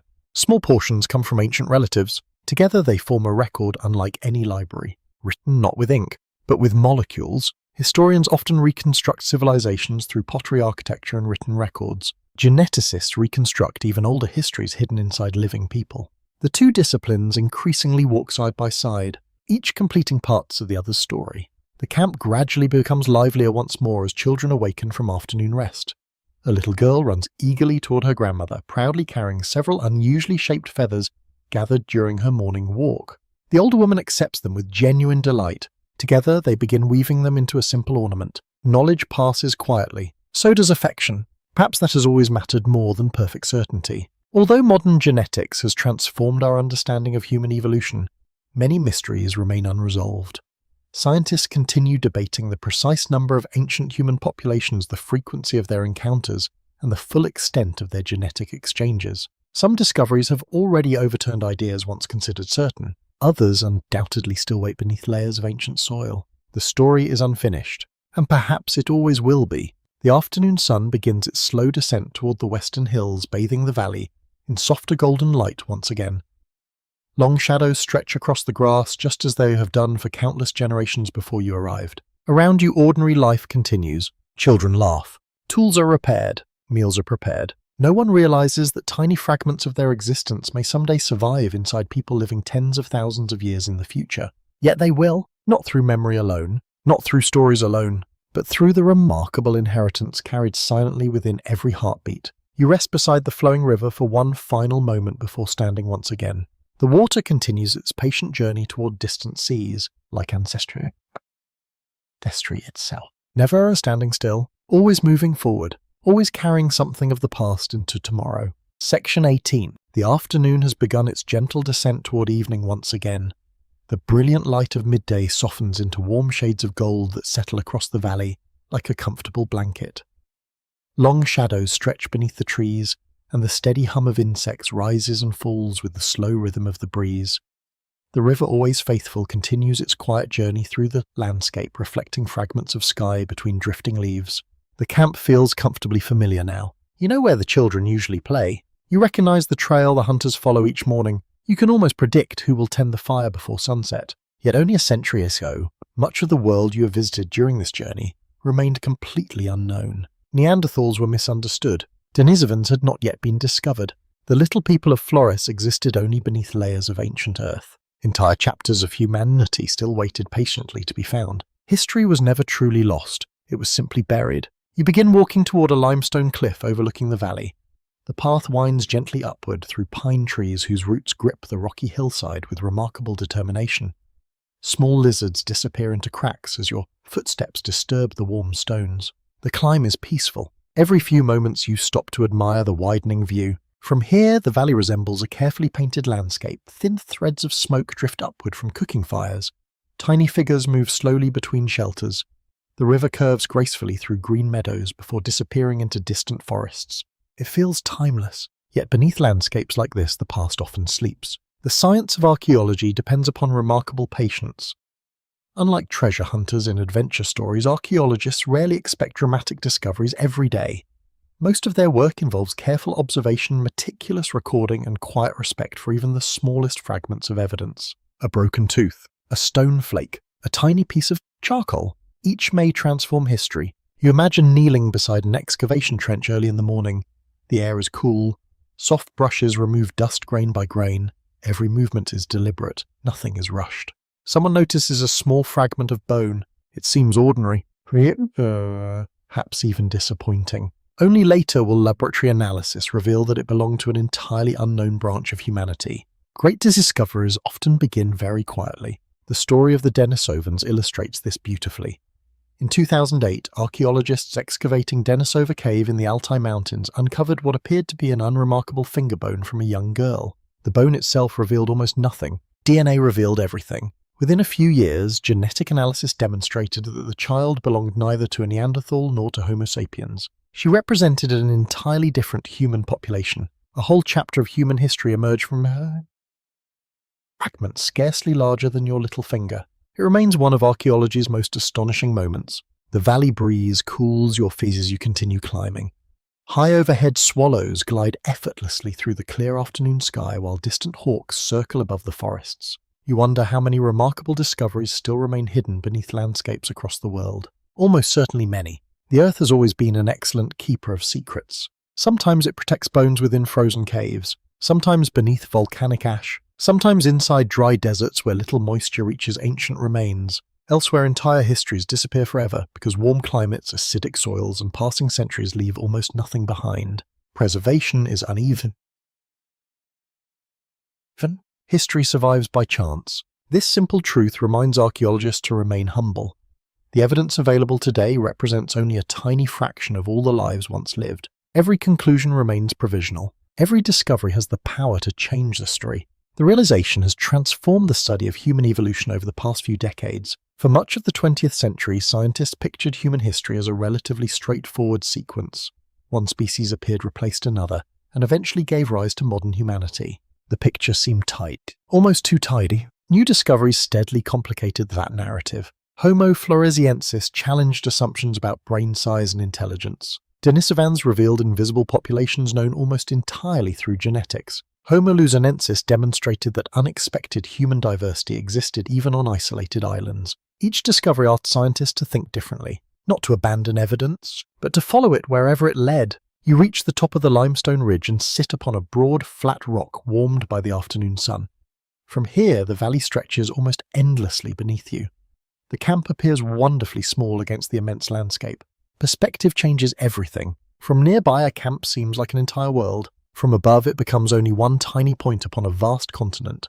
Perhaps archaeology offers a similar gift. It reminds us how small individual lifetimes truly are, yet how meaningful they become when woven together across millennia. Modern technology has expanded this perspective in remarkable ways. Ground-penetrating radar allows researchers to identify buried structures without disturbing the soil. Laser scanning from aircraft known as LiDAR reveals ancient landscapes hidden beneath dense forests by digitally removing vegetation from survey images. Microscopic analysis identifies ancient pollen, helping reconstruct long-vanished environments. Chemical studies reveal what people once ate. Tiny scratches on fossil teeth suggest dietary habits. Isotopes preserved in bones reveal where individuals spent parts of their lives. Science has learned to listen, even when history whispers. One particularly fascinating field examines ancient proteins.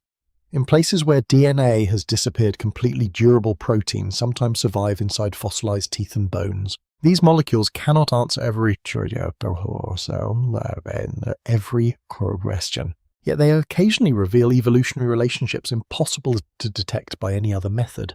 The toolkit continues growing, so does our understanding. Nearby, you notice several children climbing the same hillside below you. They pause frequently to collect unusually shaped stones before comparing their discoveries with obvious excitement. One proudly finds a shell embedded within the rock. It seems impossible. There is no ocean here, not anymore. Yet millions of years ago, this very ridge rested beneath an ancient sea. Even the mountains remember different worlds. History reaches deeper than humanity, much deeper. As the children continue climbing, one hands a particularly beautiful stone to an older woman waiting near the trail. She smiles warmly before examining its smooth surface. She admires it simply because it is beautiful. Humans have probably done this for hundreds of thousands of years. Beauty leaves few fossils, yet it quietly shapes behavior. Archaeologists occasionally discover carefully collected crystals, unusual shells, colorful minerals, or striking carried far from their natural location. Some likely served practical purposes. Others seem to have been appreciated simply because someone found them interesting. Curiosity itself has ancient roots, perhaps older than civilization. Perhaps older than language. The afternoon slowly begins fading toward evening. Golden sunlight now illuminates the western cliffs while the valley below glows with soft amber light. Smoke rises gently from fires already being prepared for another night. You think once more about the remarkable journey scientists have taken. Each generation inherited questions. Each generation discovered new evidence. Each generation corrected some old mistakes while creating new ones of its own. That is not failure. It is how knowledge grows. Every archaeologist understands that certainty must remain flexible enough to welcome better evidence. The greatest discoveries often arrive unexpectedly, sometimes hidden inside a cave. Sometimes beneath volcanic ash, sometimes within a fragment of DNA, sometimes inside a tiny bone that nearly escaped notice altogether. The sun continues descending toward the horizon. You rise from the warm stone and begin walking back toward the familiar camp. The path seems unchanged, yet you are not. You now understand that humanity's story has never been fully written. Every excavation, every fossil, every newly developed scientific technique, every careful question adds another sentence, another paragraph, another forgotten relative returning at last to the family story. And as the first cool breeze of evening brushes gently through the valley once more, you realize that the greatest adventure in human history is not only what we have already discovered, it's everything that still waits patiently beneath the earth. Section 19. The sun now hangs low above the western horizon, bathing the valley in a warm amber glow. Every blade of grass catches the fading light. The river, so lively beneath the bright afternoon sky, now moves like liquid bronze between darkening banks. Long shadows stretch silently across the landscape as birds complete their final flights before settling into the trees for the night. The day is coming full circle. So is your journey. The camp begins preparing for another evening, exactly as it has countless times before. Fires are carefully rebuilt from yesterday's embers. Fresh water is carried from the river. The day's final meals are quietly prepared while children gather close to familiar faces.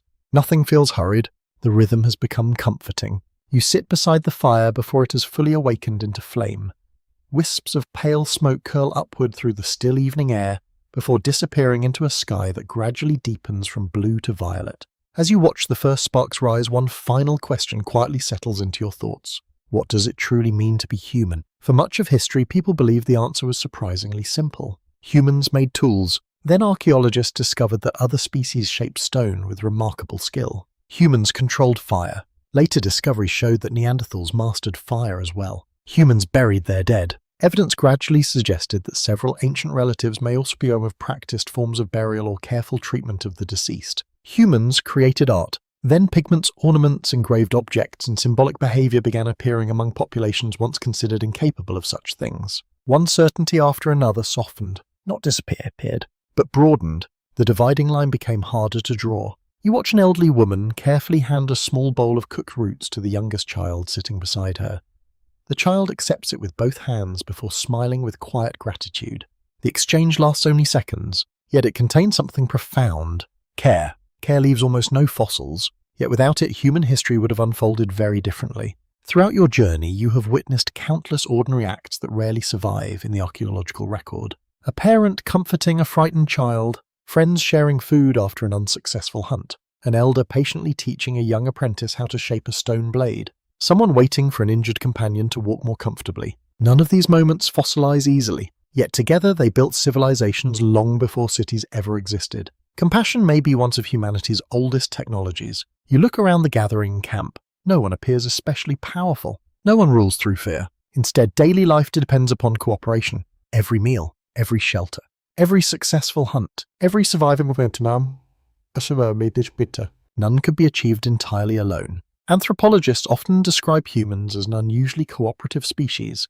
Compared with many other large mammals, people routinely share resources beyond immediate family members, exchange knowledge across generations, and coordinate activities among surprisingly large groups. Exactly when these abilities reach their modern form remains debated. The foundations, however, stretch deep into prehistory, far deeper than agriculture, far deeper than written history. Perhaps even before Homo sapiens emerged, Neanderthals cared for companions whose severe injuries would have prevented independent survival.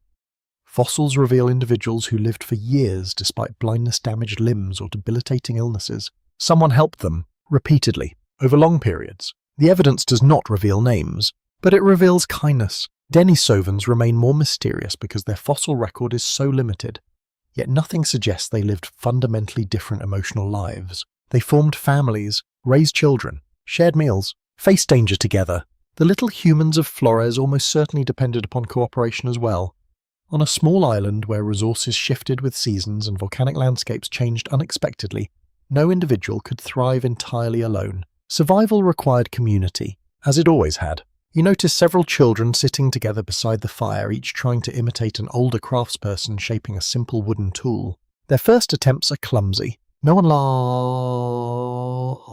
laughs. Instead, gentle hands quietly guide theirs. Correction arrives with patience, not embarrassment. Learning flourishes where mistakes remain safe. Perhaps this simple truth explains much about human success. Knowledge accumulated because each generation willingly gave time to the next. The fire before you grows brighter as evening deepens. Orange flames dance across carefully arranged logs while sparks drift upward toward the emerging stars. The sight feels strangely familiar, not because you have lived here, but because humans everywhere have gathered around fire for astonishing lengths of time. Fire-illuminated stories, cooked meals, protected sleeping families, created opportunities to simply sit together after the day's work had ended. Conversation became possible, reflection became possible, community became possible. Some anthropologists have suggested that evenings around fire may have encouraged longer conversations, stronger social bonds, and increasingly complex language. Others caution that proving such ideas remains difficult. Even so, the image feels quietly convincing. Darkness slows movement. Voices naturally replace activity. As the stars begin appearing overhead, your thoughts drift across all 6 human species once more. Neanderthals surviving icy European winters. Denisovans climbing high mountain passes where oxygen grows thin. Homo floresiensis navigating tropical forests beneath towering palms. Homo luzonensis adapting to another isolated island world. Early Homo sapiens exploring astonishingly diverse environments across Africa and beyond.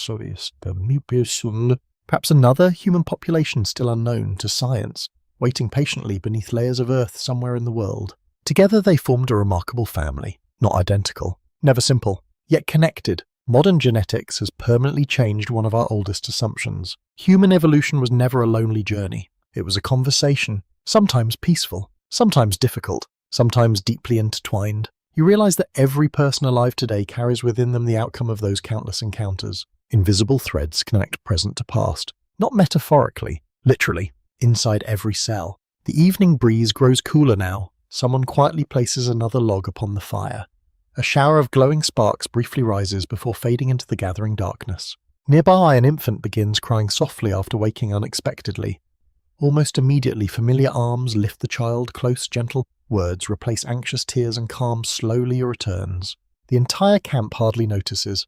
They have seen this countless times before. Across hundreds of thousands of years, similar moments unfolded beneath countless different skies. A frightened child, a comforting embrace, a quiet lullaby.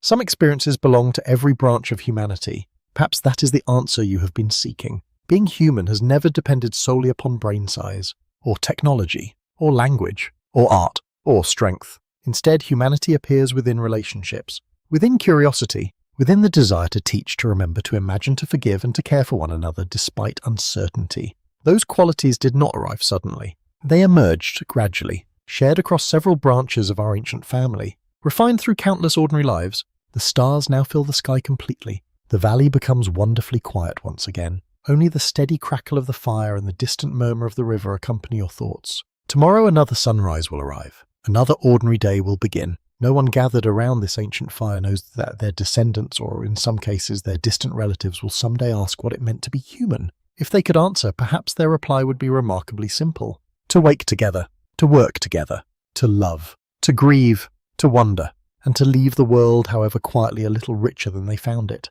You sit silently beside the glowing fire as the stars continue their slow journey across the heavens. For a long moment, nothing more needs to be said. Section 20. The night passes with the same quiet patience that has carried every evening throughout your long journey. One by one, the brightest stars begin to fade into the approaching dawn. The air is cool once more, carrying the clean scent of damp earth, wood smoke, and the river that has flowed beside this valley since long before any human footsteps touched its banks. Everything feels familiar now. You know this place, the rhythm of its days, the voices around its fires, the quiet confidence with which another sunrise is welcomed. A pale silver glow spreads slowly across the eastern horizon. Birds stir gently among the branches overhead. Somewhere in the distance, a deer steps carefully through the undergrowth before disappearing into the forest, leaving only the soft rustle of leaves behind. Morning has returned, as it always does. You stand beside the dying embers of the night's final fire. Beneath the grey ash, tiny points of orange still glow, patiently waiting for someone to feed them fresh wood. The fire is never truly gone, only resting. Perhaps history is much the same. For generations, many of the people you have met on this journey seemed completely forgotten. Their voices vanished. Their homes collapsed.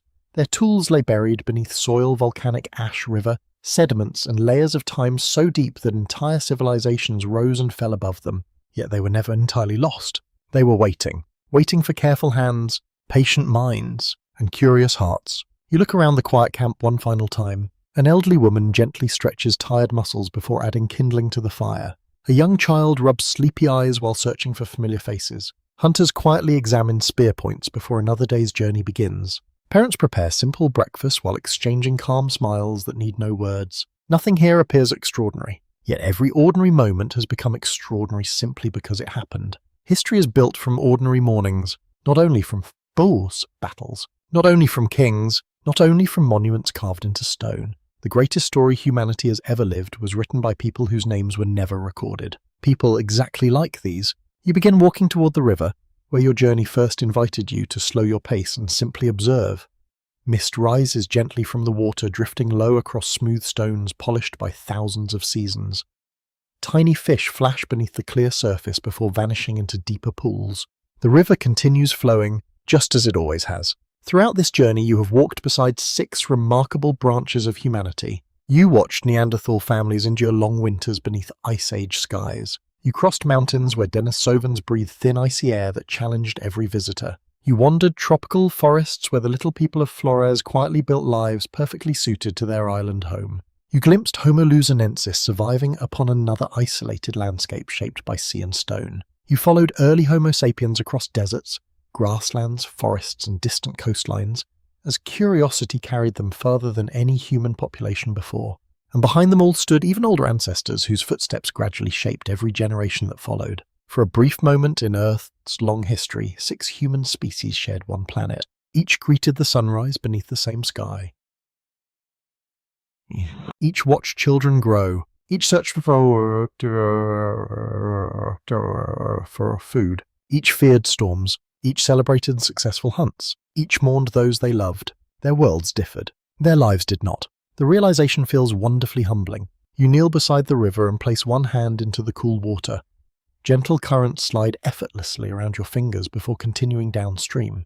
The water never hesitates. It simply flows onward. So does time. Human evolution was never a race toward perfection. It was never a ladder climbing steadily upward. Nor was it a story in which one heroic species simply defeated all the others. Instead, it unfolded as countless experiments shaped by changing climates, shifting landscapes, unexpected encounters, remarkable resilience, and more than a little chance. Some branches flourished for hundreds of thousands of years, others ended quietly. Some left descendants, others left only shattered bones waiting beneath the earth. Yet every one of them belonged to the same extraordinary family. Modern science continues revealing how deeply connected that family truly was. Neanderthal DNA still lives inside billions of people. Denisovan genes help modern communities thrive in some of the world's highest mountains. Ancient migrations continue shaping human diversity today. Even the questions that remain unanswered remind us how much there is still to learn. Perhaps somewhere beneath an unexplored cave floor or hidden inside sediments untouched by archaeologists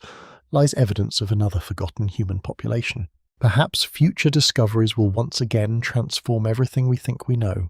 If this journey has taught you anything, it is that certainty deserves humility. History has surprised us before. It almost certainly will again. The morning sun now rises above the eastern hills, sending warm light across the valley. One by one, familiar faces emerge from the camp, greeting another ordinary day, without any awareness that they are living through one of the most extraordinary chapters in the history of life. No one here believes they are part of a grand story. They simply live. Perhaps that is enough. Nearby children begin laughing as they chase one another through dew-covered grass. One stumbles briefly before another reaches out instinctively to help. The moment lasts only seconds. Then they continue running together. Across your journey, you have seen this same quiet gesture repeated in countless forms. A parent lifting a child, a hunter sharing food, an elder teaching patience, friends carrying the injured, families gathering around fire, communities adapting together when seasons changed. These moments connect every human species more deeply than any difference ever separated them. You turn once more toward the valley. The smoke rising from morning fires blends gently with the last traces of mist. Birds sing confidently from the trees while the river continues its endless conversation with the stones along its banks. Nothing asks to be remembered, yet everything deserves to be. Perhaps that is why archaeology matters, why anthropology matters, why history matters. Not because they tell us that we are unique, but because they remind us that we belong. We belong to a family far older, stranger, and more diverse than anyone once imagined. A family whose members crossed frozen plains, climbed impossible mountains, explored distant islands, painted caves, shaped stone, cared for one another, laughed beneath unfamiliar constellations, and faced each uncertain sunrise with remarkable courage. Their story became your story, whether through shared ancestry, inherited genes, or the simple continuity of human experience. They have never been entirely separate from you.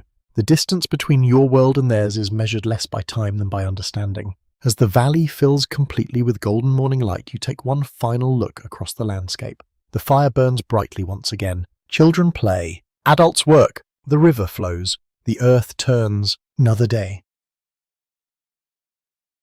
begins, and somewhere carried silently within every heartbeat, every breath, and every quiet act of kindness, the last shared sunrise of those 6 ancient human species continues to shine. The journey is over. The story is not. Because every time we uncover another fragment of bone, decode another strand of ancient DNA, or simply pause to wonder about those who came before us, we keep that shared sunrise alive for one more generation. Now, as the warmth of the morning settles gently across the valley, and the sounds of another peaceful day slowly fade into the distance, you can leave this ancient world knowing that humanity has always been far more connected, more resilient, and more remarkable than we ever imagined.